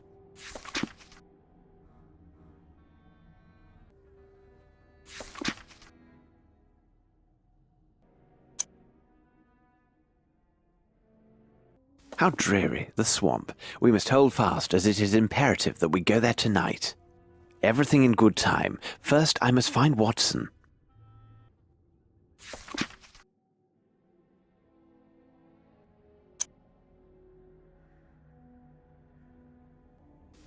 Very interesting. It is possible to take down an elephant with one shot using these weapons. Unfortunately, the metal grid is too solid to break through. Perhaps it is time to take care of this young man. Everything in good time. First, I must find Watson. Arneson was in contact with the Northwood Agency. He wanted to inform them about the activities of Ashmat. But why? Because his servant was secretly selling the same stolen jewellery sought by this agency. How is she, Watson? It will be difficult for her to speak for some time. She had a narrow escape. Can she walk? Yes, but why? Come with me. Your brother is behind this door, miss. He is wounded, but only superficially. It is extremely urgent that he opens this door. Can you call to him? Perhaps it will draw him out. David. David. Young man, I know that you can hear and understand me. We are here at the request of your sister, who is with us now. She is very worried about you, and rightly so. The man with me is a doctor. He is going to look at your wound and ease your suffering. Please come out. Everything will be all right. Open the door, Davy. These gentlemen talk true. Come on now. Open up the door for Eula. Miss, you should go and get some food for your brother. He must be very hungry. Have you finished, Watson? Well, yes. Very well. Please understand, my young lad, and you too, Miss Eula. We are here to solve an affair that risks many people's lives. Furthermore, we have very short time to save them. As for you, young man, you know some very important things. You must tell us everything and leave nothing out. But what are you Listen to me. I will tell you a story. Davy, 5 days ago, at night, you were woken up by noises from the dining room. First, you heard the voice of the gardener, and then a loud blow to the floor. You got up and took the candle, which was lit. Then you went to the dining room. On your way, you found something on the floor and picked it up. It was likely a piece of paper. Afterwards, you went to the door of the dining room and saw the dead body of Colin the gardener soaking in a pool of blood. You also saw Ashmat, the other servant, dragging Mr. Arneson, who seemed dead, towards the door. Ashmat saw you, struck at you with his knife, and caught you in the arm. Seeing that this blow had not killed you, he raised his knife to strike again and eliminate the only witness to his heinous crime. But something stayed his hand. The item you picked up was far more important. He paused to snatch it up, giving you time to run away and barricade yourself in your room. But if you were there, why didn't you do anything? Mr. Holmes was not there, miss. But if he tells you that things have happened in such a way, you should believe him without any doubt. Then you are a kind of hoodoo man. In some way. David, do this man tell it true? Is this what happened? The good man saved us both. Do what he tells you, Davy. Listen to your sister, young man. Now, Davy, can you recall what was on that piece of paper? Think hard now.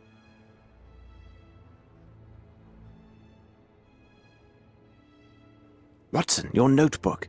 Be attentive to everything he draws and copy it down exactly.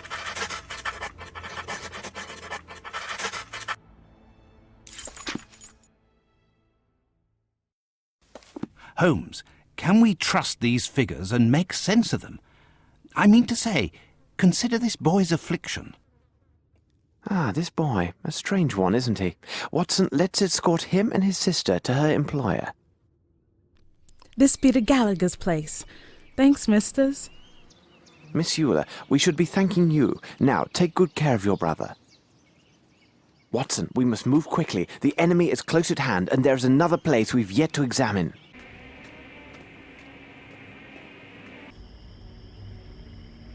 There are signs of a struggle here. Perhaps Arneson regained his senses and fought back. Blood, and in large quantities. This bush has been stripped of its lower leaves and slightly uprooted. Someone grabbed hold of the brambles and refused to let go. His adversary, unable to get him down due to the man's tight grasp, must have cut off his hand. I would say his right. What a horror! Rather, and quite determined.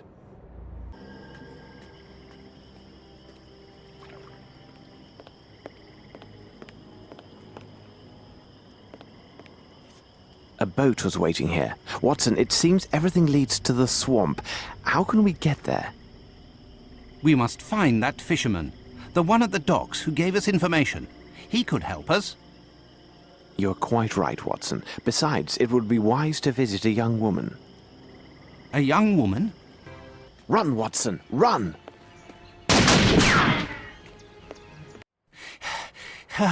We outran them, Holmes. Surely not, Watson. They ceased their chase only when they saw we continued towards the port. Apparently, they have orders to kill intruders only as a last resort. Is this supposed to reassure me?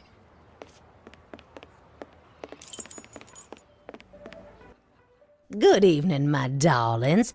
Come to have a little fun, have you? Well... No, madam. We came to give this bouquet to one of your boarders. You know who I'm talking about. We have something very important to say to her.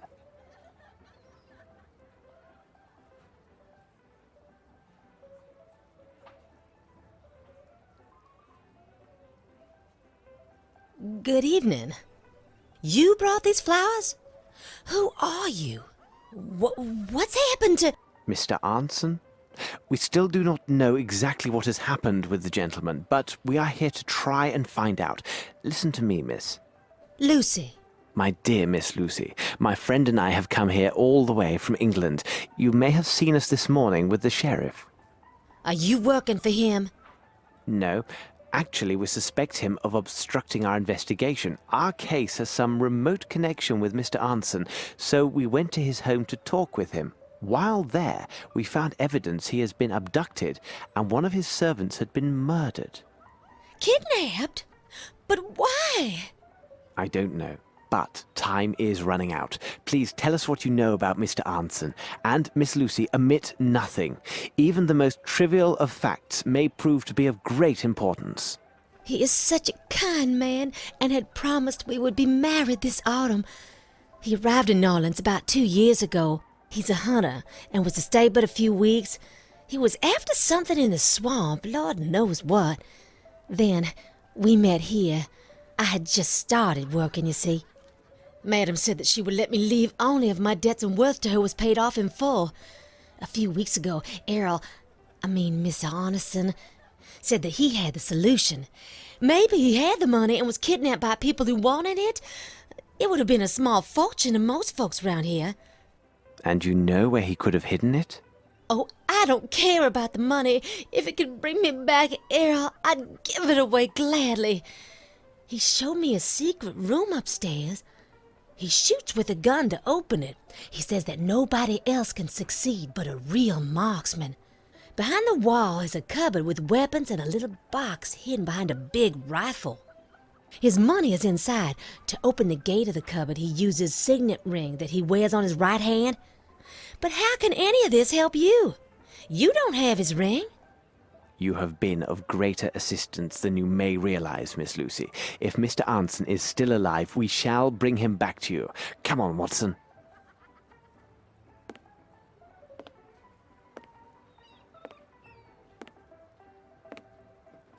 Now, Watson, let's explore this swamp. We must find that fisherman, the one at the docks who gave us information. He could help us. Good evening, sir. We are interested in a short trip along the bayou into the nearby swamp. My mouth, nobody but some fool go in that swamp at night. Come back tomorrow. Old Champagne take you then for a fact. No, sir. It is of the gravest importance that we could go to the swamp, and tonight. No ways to get there. Listen, you have some boat hereabouts. Now, I can sell you the boat, but tell you true, you get your own selves to the swamp. I believe we can find some manner of payment that you will find satisfactory. We shall return. Will this cover the cost of a boat? It been kept in a bad way. My foot, it warm now for sure. All this'll get you is them planks from the woodpile round there. And one of your lanterns. Sold. What do you expect to do with this, Holmes? Build a raft? Watson, let's pay a visit to this Arnson. would you be so kind as to explain to me why we are coming back with these wood planks? We are searching for a signet ring, Watson. And how do these planks help us find it? We must recover the hand that wears it, so we must find a way to lure its finder. But whom are you talking about, Holmes?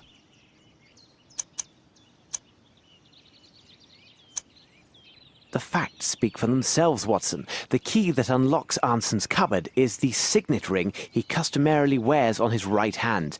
There was the very same severed by one of his kidnappers when the poor man clung to the bush we saw on the way to the bayou. It so happens that raccoons are attracted by carrion and also are quite taken by shiny objects. No doubt one has made off with our missing hand and its ring. I noticed their tracks nearby, and no doubt they have a nest in this area. Find the raccoons and we find our hand. As you put it, it seems quite obvious, Holmes. It's simplicity itself. But now we need to place some bait so the little fellow will come out and take us back to his den. I'm going to set this outside to attract the little devil.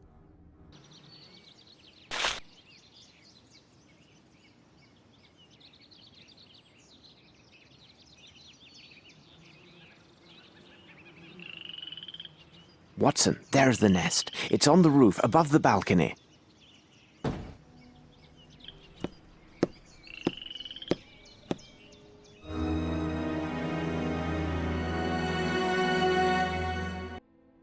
Excuse me, madam. I'm merely passing by with no wish to disturb you, although I'm sure you found Mr. Anson to be a man of good taste.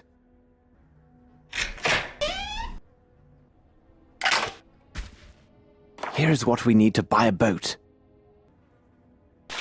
What a splendid weapon. Indeed, it'll be of great advantage in the swamp. You should have listened to me, Mr. Holmes, and gone back on your boat. It's the sheriff. Quickly, load the rifle, Holmes. No, Watson. Forget the gun and see to the ladder. And quickly. Let's go, Watson, to the port.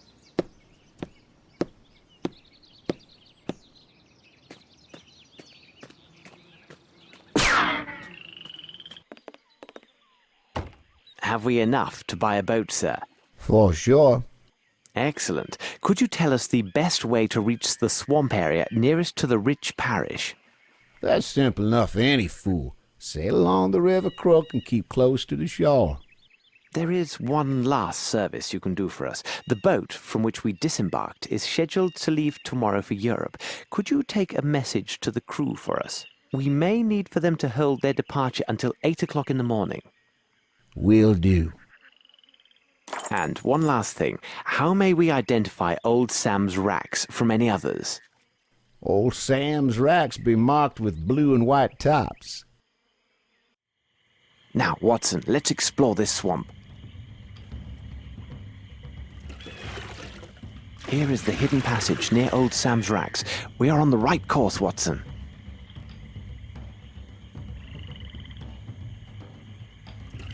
But what is this horror, Holmes? Where have you taken us? Near the goal, Watson, near the goal. Good God! Look in the water! What monsters! No, Watson, they are crocodiles, and apparently not very accommodating. I can think of nothing useful. What are we to do, Holmes? We must find some enticing food to lure them away from here, Watson. Let us think. Holmes, I've failed to see how they feed these creatures, and do not rely on me to dive in.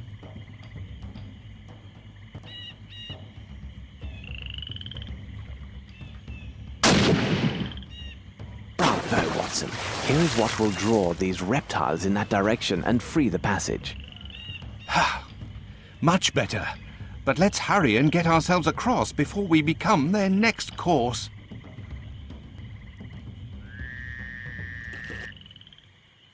Attention, Watson. We arrive. Stand ready. Here now. This is hardly reassuring.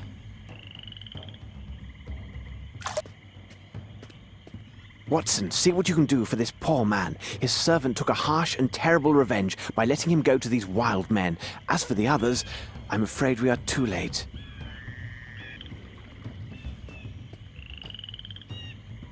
pitiable and blind fools! Are you not aware of the Great One's arrival? Even now, his servants are coming across his kingdom, and the enlightened will give up their flesh to him. All will be present for his awakening. Do not fight the calling! Soon he will end his dreaming, and your world will be swallowed whole. Bow down and give thanks. You are the food of his new world.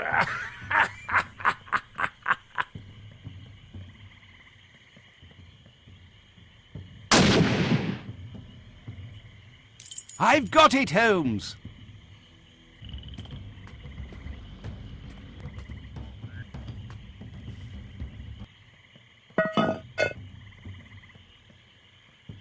What a strange book. I've never seen these idioms before. How perfect. It will provide welcome diversion during our return voyage.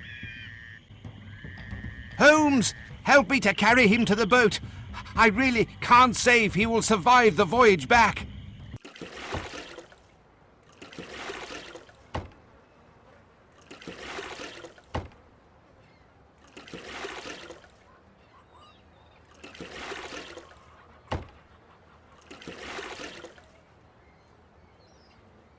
By the devil, that'd be Arneson. Indeed. Do you know someone who can be accommodating and tend to him? You takes yourselves round and seize that little Lucy what lives on the boat. I know where Lucy is. Please, help my friends to lift this poor man to the wharf, and I will go find Miss Lucy. What can we do for you, my pretty one? Dear madam, could you tell Lucy that we have found Mr. Arneson, and tell her to hurry. This may be her last chance to see him while he still breathes. Lucy! Lucy! Ah, here you are. This gentleman found your fella. My God, can it be true? Sure enough, as he say.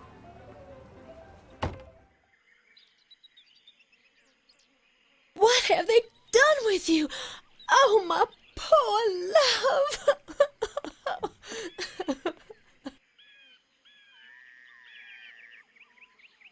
He has lost his hand and is in deep shock.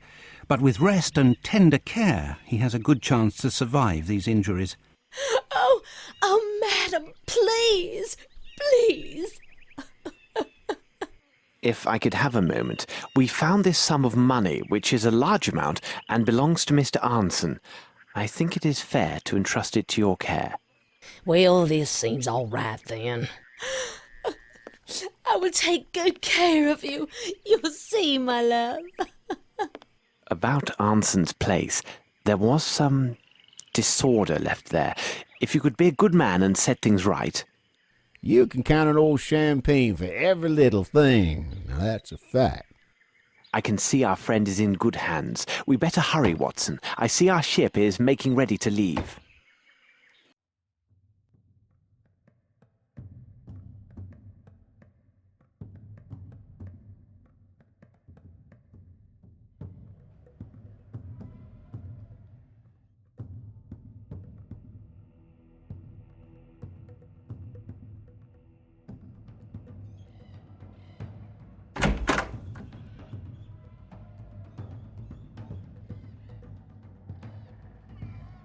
Watson, I have told you several times now, I am not to be disturbed.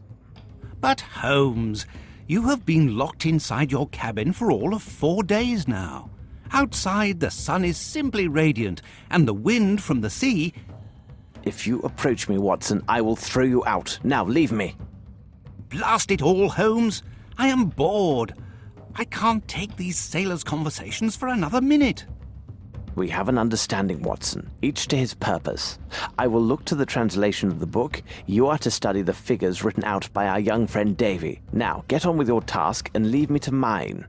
But you know that these enigmas are not my strong point. Wouldn't you have some other task, which is better suited to my skills, Holmes? Of course. You're a man of letters, after all. So, return to the bridge, take your trusted notebook, and apply your mind to editing this small writing. Agreed. On what subject? It is my monograph on the calculated trajectories of gull excretia. Good day, Watson. I see we have received a message, undoubtedly from my brother Mycroft.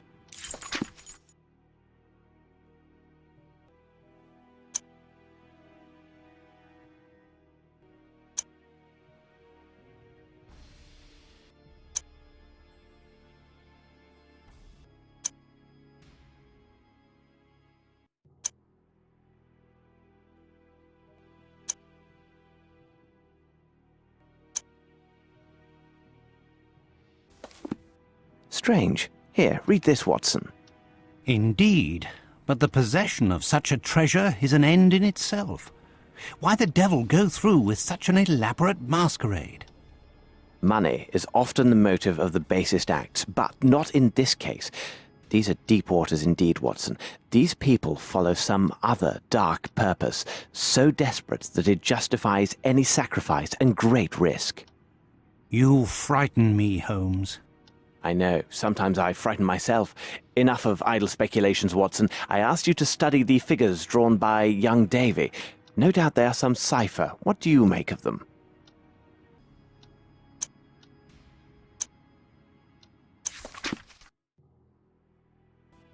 Indeed, they are open to but one possible meaning, even if it eludes me at present. As for my own enigma, I have failed to penetrate the secrets of this book.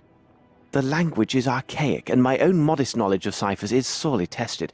I have succeeded in drawing forth only insanities and other absurdities.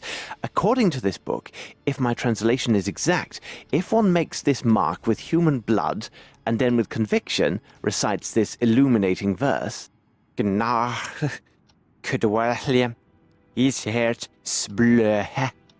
victim is mesmerized or demons leave his mind. I tell you, Watson, this reads like complete gibberish. I do not know what to make of it. How did you say it? What? These drawings, what a horror! I tell you, Holmes, this book gives me great unease, as does almost everything to do with this affair. I just recalled, Watson. Didn't Barnes, the bookseller, tell us he had studied ancient history? Perhaps he might help us with the translation of this book. We must seek out better minds, for we are at a standstill. I have not the slightest idea where they could have taken these people and what consequences await them.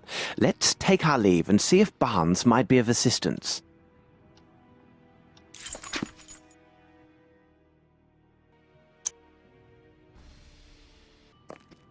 Mr. Holmes, Dr. Watson, a real pleasure to see you. I say, where have you been? You've stayed away for some months now. Indeed, we took a very long journey and barely made it back. However, we have more important matters to discuss. Didn't you say you have some knowledge of ancient people, their language, writings, and customs? Indeed I did, Mr. Holmes. Why do you ask? You are just the man we need. I ran across this esoteric text during our travels and wondered if... Is there something wrong, Barnes? Mr. Holmes, wherever did you find this? This book, it is worthy of a museum. If you could be so good as to translate some of these fragments for me, I would be in your debt. I am particularly interested in these pages here. They are in the poorest condition and therefore appear to be the most used. With pleasure.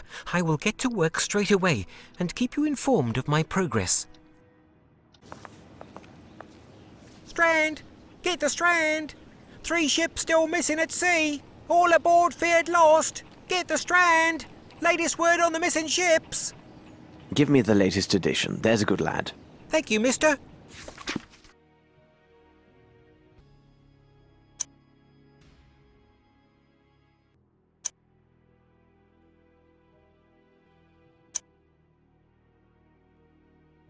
Watson, consider the news of all these missing ships. I have an idea, but it will be necessary to secure a chart for the Scotland coast and nearby seas. No point in asking Barnes. I have no desire to divert his attention from the translation. True enough, Holmes. But where else would we find such a chart? Good day, sir. Good morning to you, gentlemen. Would you care for a pint, or perhaps something finer? Thank you, but at the moment I have need of information and will have to miss another glass of your fine ale. More's the pity. Would you happen to know where I could find charts of the local waters? They're all kept at the harbour master's office, but I'm afraid only those with port business are allowed to enter. I trust you understand. Precisely. What I need is a chart of the Scottish area, where all those ships have wrecked recently. Indeed, such a sad tale. All those poor souls lost at sea. It seems as if the very devil is at work there. Hang on, a chart of the Scotland coastline, you said? It seems to me I have one in my room over there, behind the bar. Here's the key. Take it and have a look for yourself. If you find it, it's yours for the taking.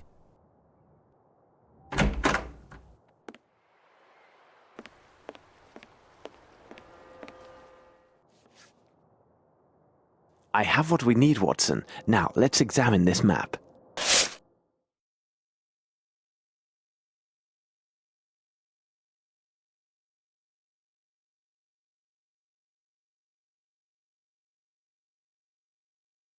Watson, that's what those mysterious figures meant. Longitude and latitude.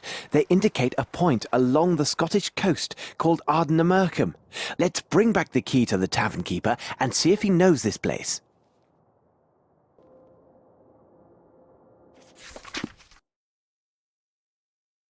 A photograph of Rochester as a young man. Did you find everything to your liking? Indeed, you are as good as your word. I found the charts just as you said. Does the name Ardnamurchan mean anything to you? Ah, yes. It's a lighthouse along that very coastline. Legend has it, the place was built over a pirate's hideaway. In fact, now that I think on it, that spot is right in the middle of the tempest that is taking down all those ships. Rather odd-looking building. They say the chap who built it, Stevenson I believe his name was, that he fancied up the entrance with foreign symbols, Egyptian obelisks and even a dog with wings. Strange fixings for a lighthouse, isn't it? Mr. Holmes, I was able to translate the pages that you wanted. Come, I will show you. This book is quite ancient. It tells of a terrifying sect devoted to strange entities.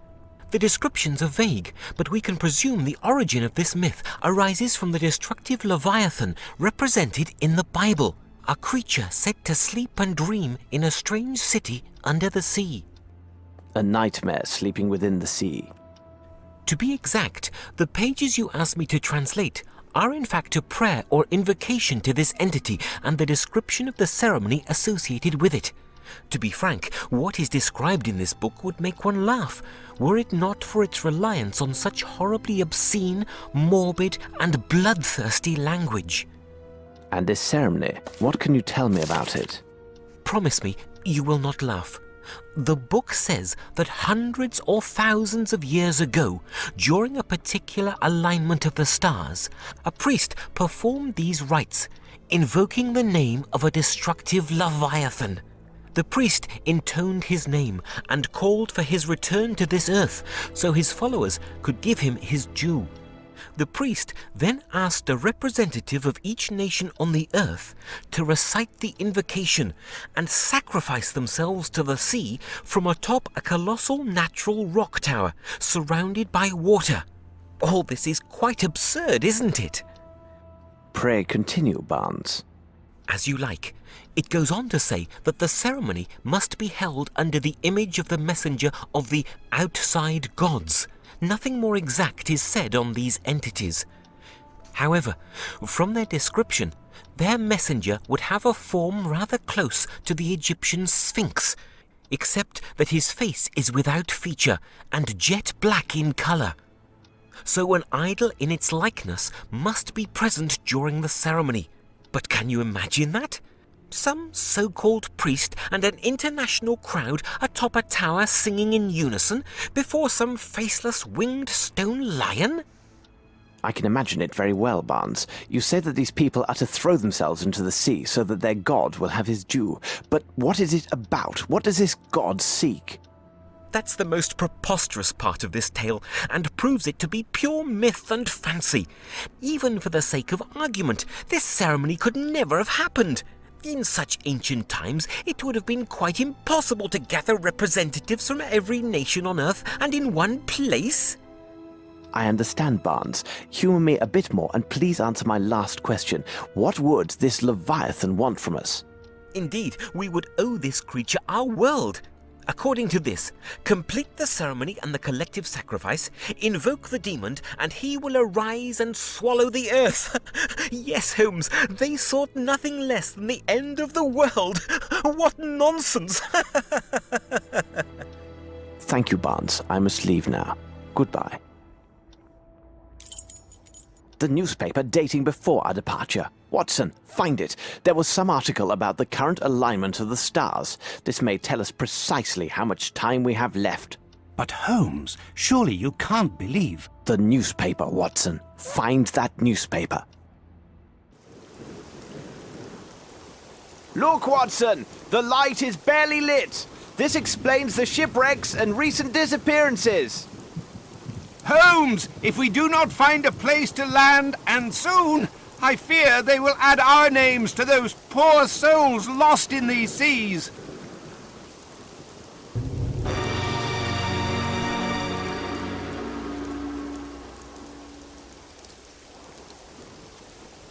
Oh my God! Holmes! Look! The sea! It just swallowed him! Lambs for the slaughter! Watson, we must stop this!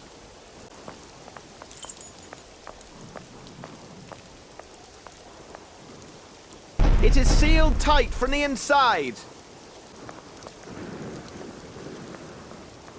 Watson, here are 3 geysers of seawater. We could do well to remember what McGrinty's man said before they slit his throat.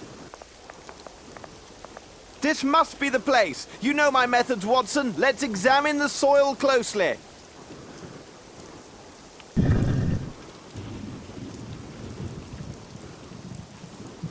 I begin to think those pirate tales are more than mere superstitions. You may well be right, Holmes. And about the ghost? Who knows, Watson? Who knows? Holmes! Come on, Watson. We are men of science, aren't we? A real danger waits for us in this lighthouse, if we reach it. To reassure you, I will take the lead and go down first. Let's see. It seems to me it is rather an abrupt descent. How should we go about this?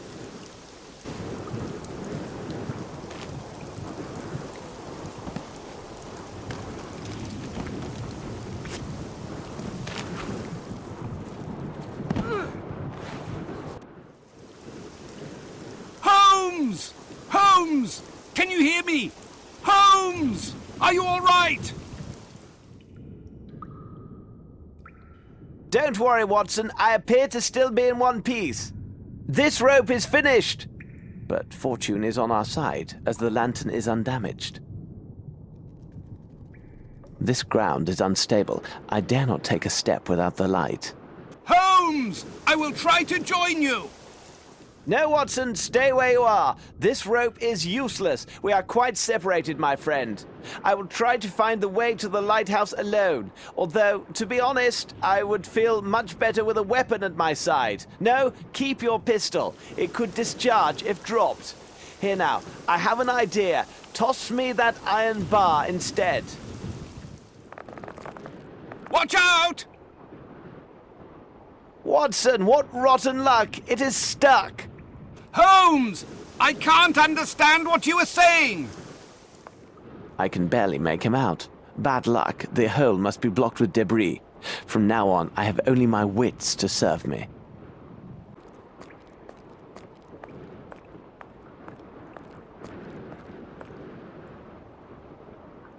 The only foe I could hope to beat with that is a serving of pudding, and even then only if it were lightly prepared. This skeleton has fossilized. It must have been here for years.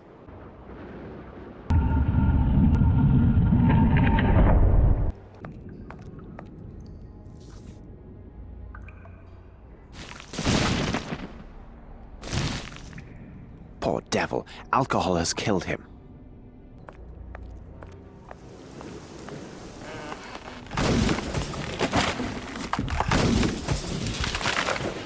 I am still alive, but I have broken my lantern.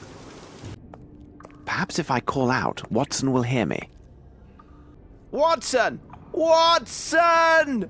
The storm no doubt drowns out my calls, but I need a light and only Watson can help me. I need something like a speaking cone. Watson! What? Is that the ghost? Watson! It's me, Holmes! The ghost of Holmes? Whatever are you up to now? Watson! Woohoo! Watson!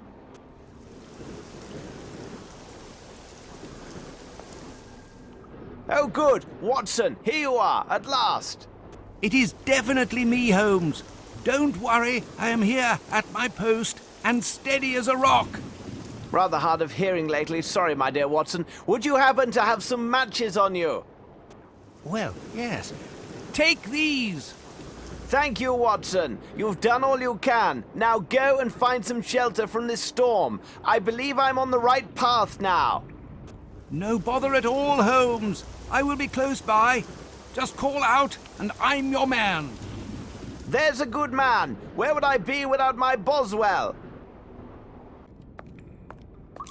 Unequivocally, alcohol has destroyed everything here. Some of these bones have fossilized over time. I could use them as torch handles. The treasure was poorly concealed after all. Why, even a child could have found it. Now we must move on to more serious concerns. Could this be a way back to the lighthouse? I cannot leap across, as it is too far. Watson, where is my Boswell when I need him? Watson! Watson! Here am I, Holmes! Did you find a way to reach the lighthouse? Not yet, but I'm working on it. I need your help. Could you recover the mast of one of these shipwrecked boats and throw it through the fissure? A mast, you say? Throw it through the fissure? I will do what I can, Holmes! Hurry, Watson!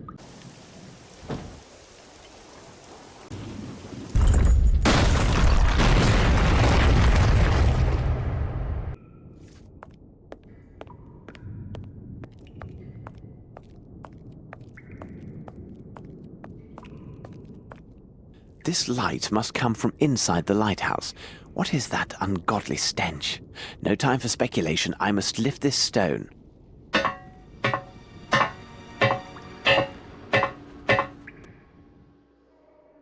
Oh my God!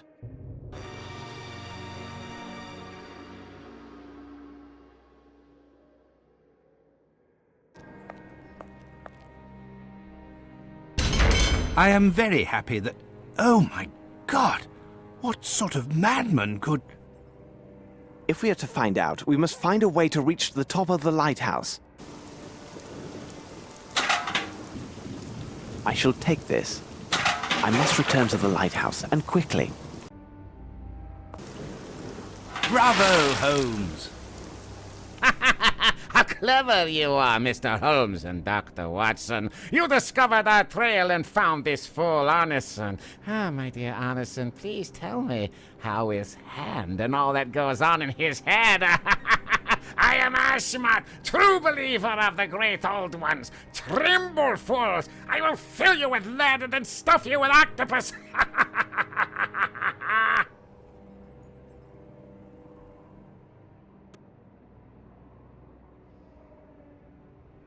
Very interesting. Bravo, Holmes!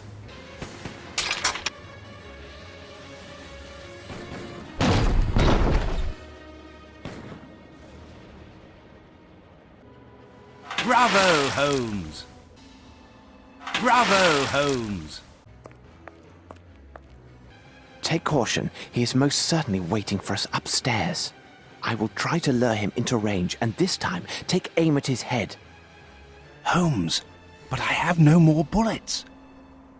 Then fate is against us, Watson. Unless, if his belief is his strength, perhaps it is also his weakness.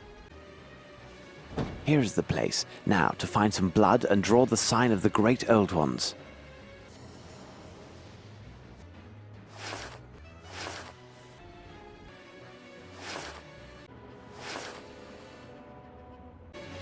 Binach Kud Holem Silurstige Sabalaho.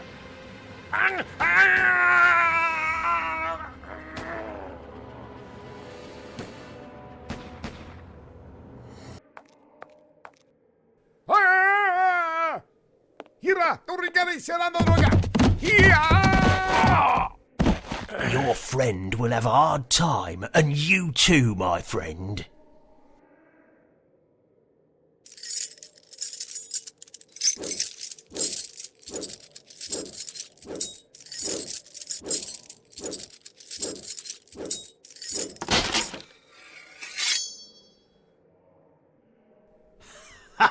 Go on, kill me. You're too late.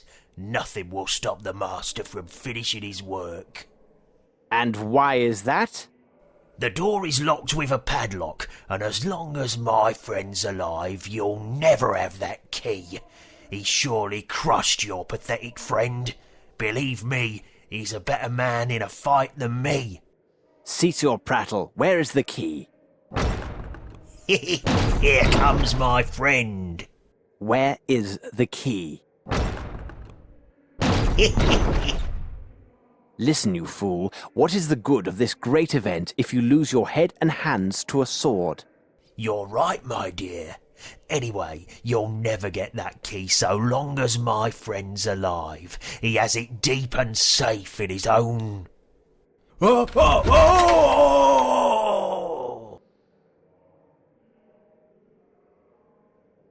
Holmes, I am in time. As always, Watson, as always. I was quite fortunate. The fall broke the neck of my attacker, but I got off lightly, just some bruises. I am happy to see you safe and sound. Now, we must reach the top of the lighthouse.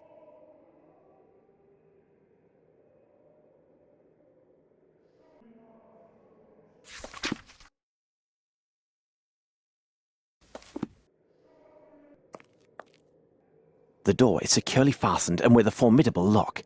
The man over there, or rather down there, he told me that while this Hindi was alive, I couldn't have the key. Now, where could he have hidden it?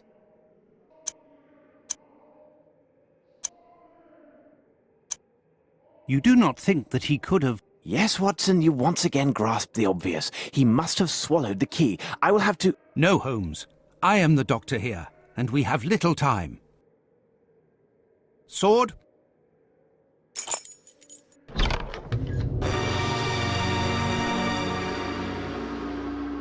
Watson!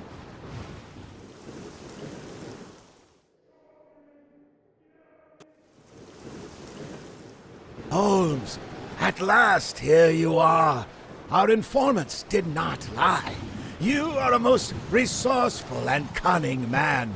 And you will have your reward, for you will be in the first box waiting his return. He is near. Can't you hear him? Can't you feel his breath? Leave them. It is time to stop this madness, Lord Rochester. All those people sacrificed for nothing. Flesh. Nothing but soft flesh.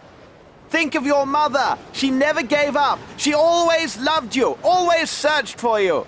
A soft-fleshed creature with no more value than dust. My true mother is the deep blue abyss where my master awaits. He summons me to join the light of abyss. Join us, Holmes, and you will be part of the dream. Sing with me now. Sing! Do something, Holmes! I won't be able to keep them back for much longer. And, my God, the sea is rising! Holmes! Make haste, or we are lost! Stand firm, Watson. There may be a way. The light! I found it, Watson! Light dispels darkness. I must fire up the lighthouse.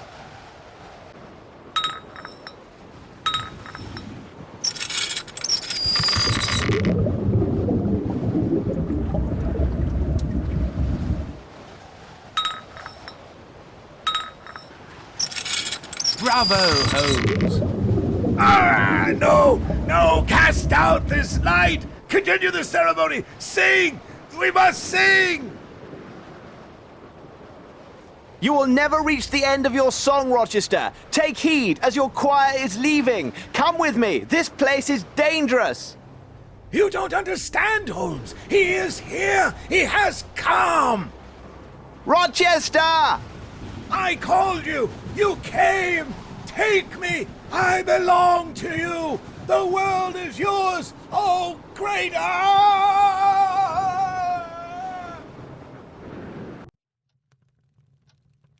A singular destiny was the fate of young Lord Rochester.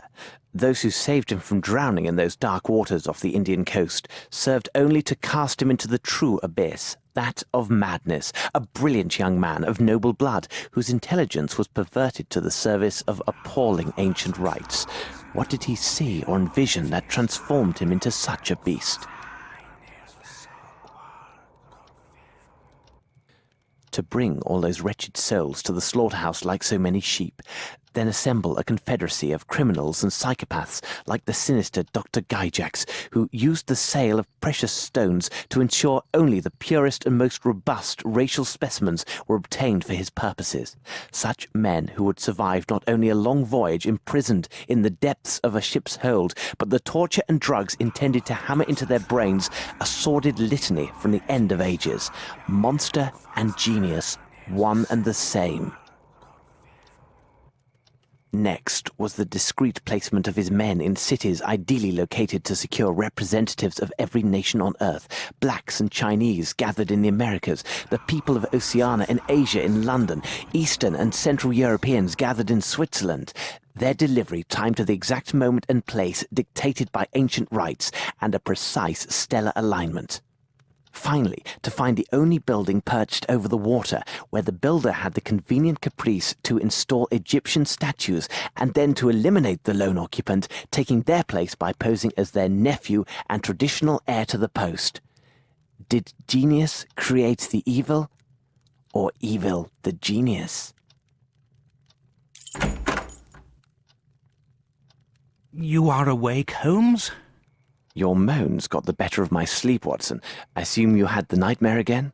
Indeed, Holmes. And this time the memories of that dreadful adventure were so vivid and real. Everything came back to me, as if it were happening again. All the better, Watson. It is because you had begun to forget. The best therapy would have been for you to write on the subject, but what we saw and endured must never be revealed. True, Holmes. We have never even spoken on it. But do you believe that had we failed, if we had not arrived in time, if this strange ritual had seen its end? Who knows, Watson? Who knows? But you speak of the past. What troubles me more is the future. Whatever do you mean? We eliminated, or have every reason to think so, a formidable threat to our society. But by doing so, we resurrected another, a hidden danger, one laden with hate and moved by vengeance, a ticking bomb, waiting. And a danger wearing a face I know far too well.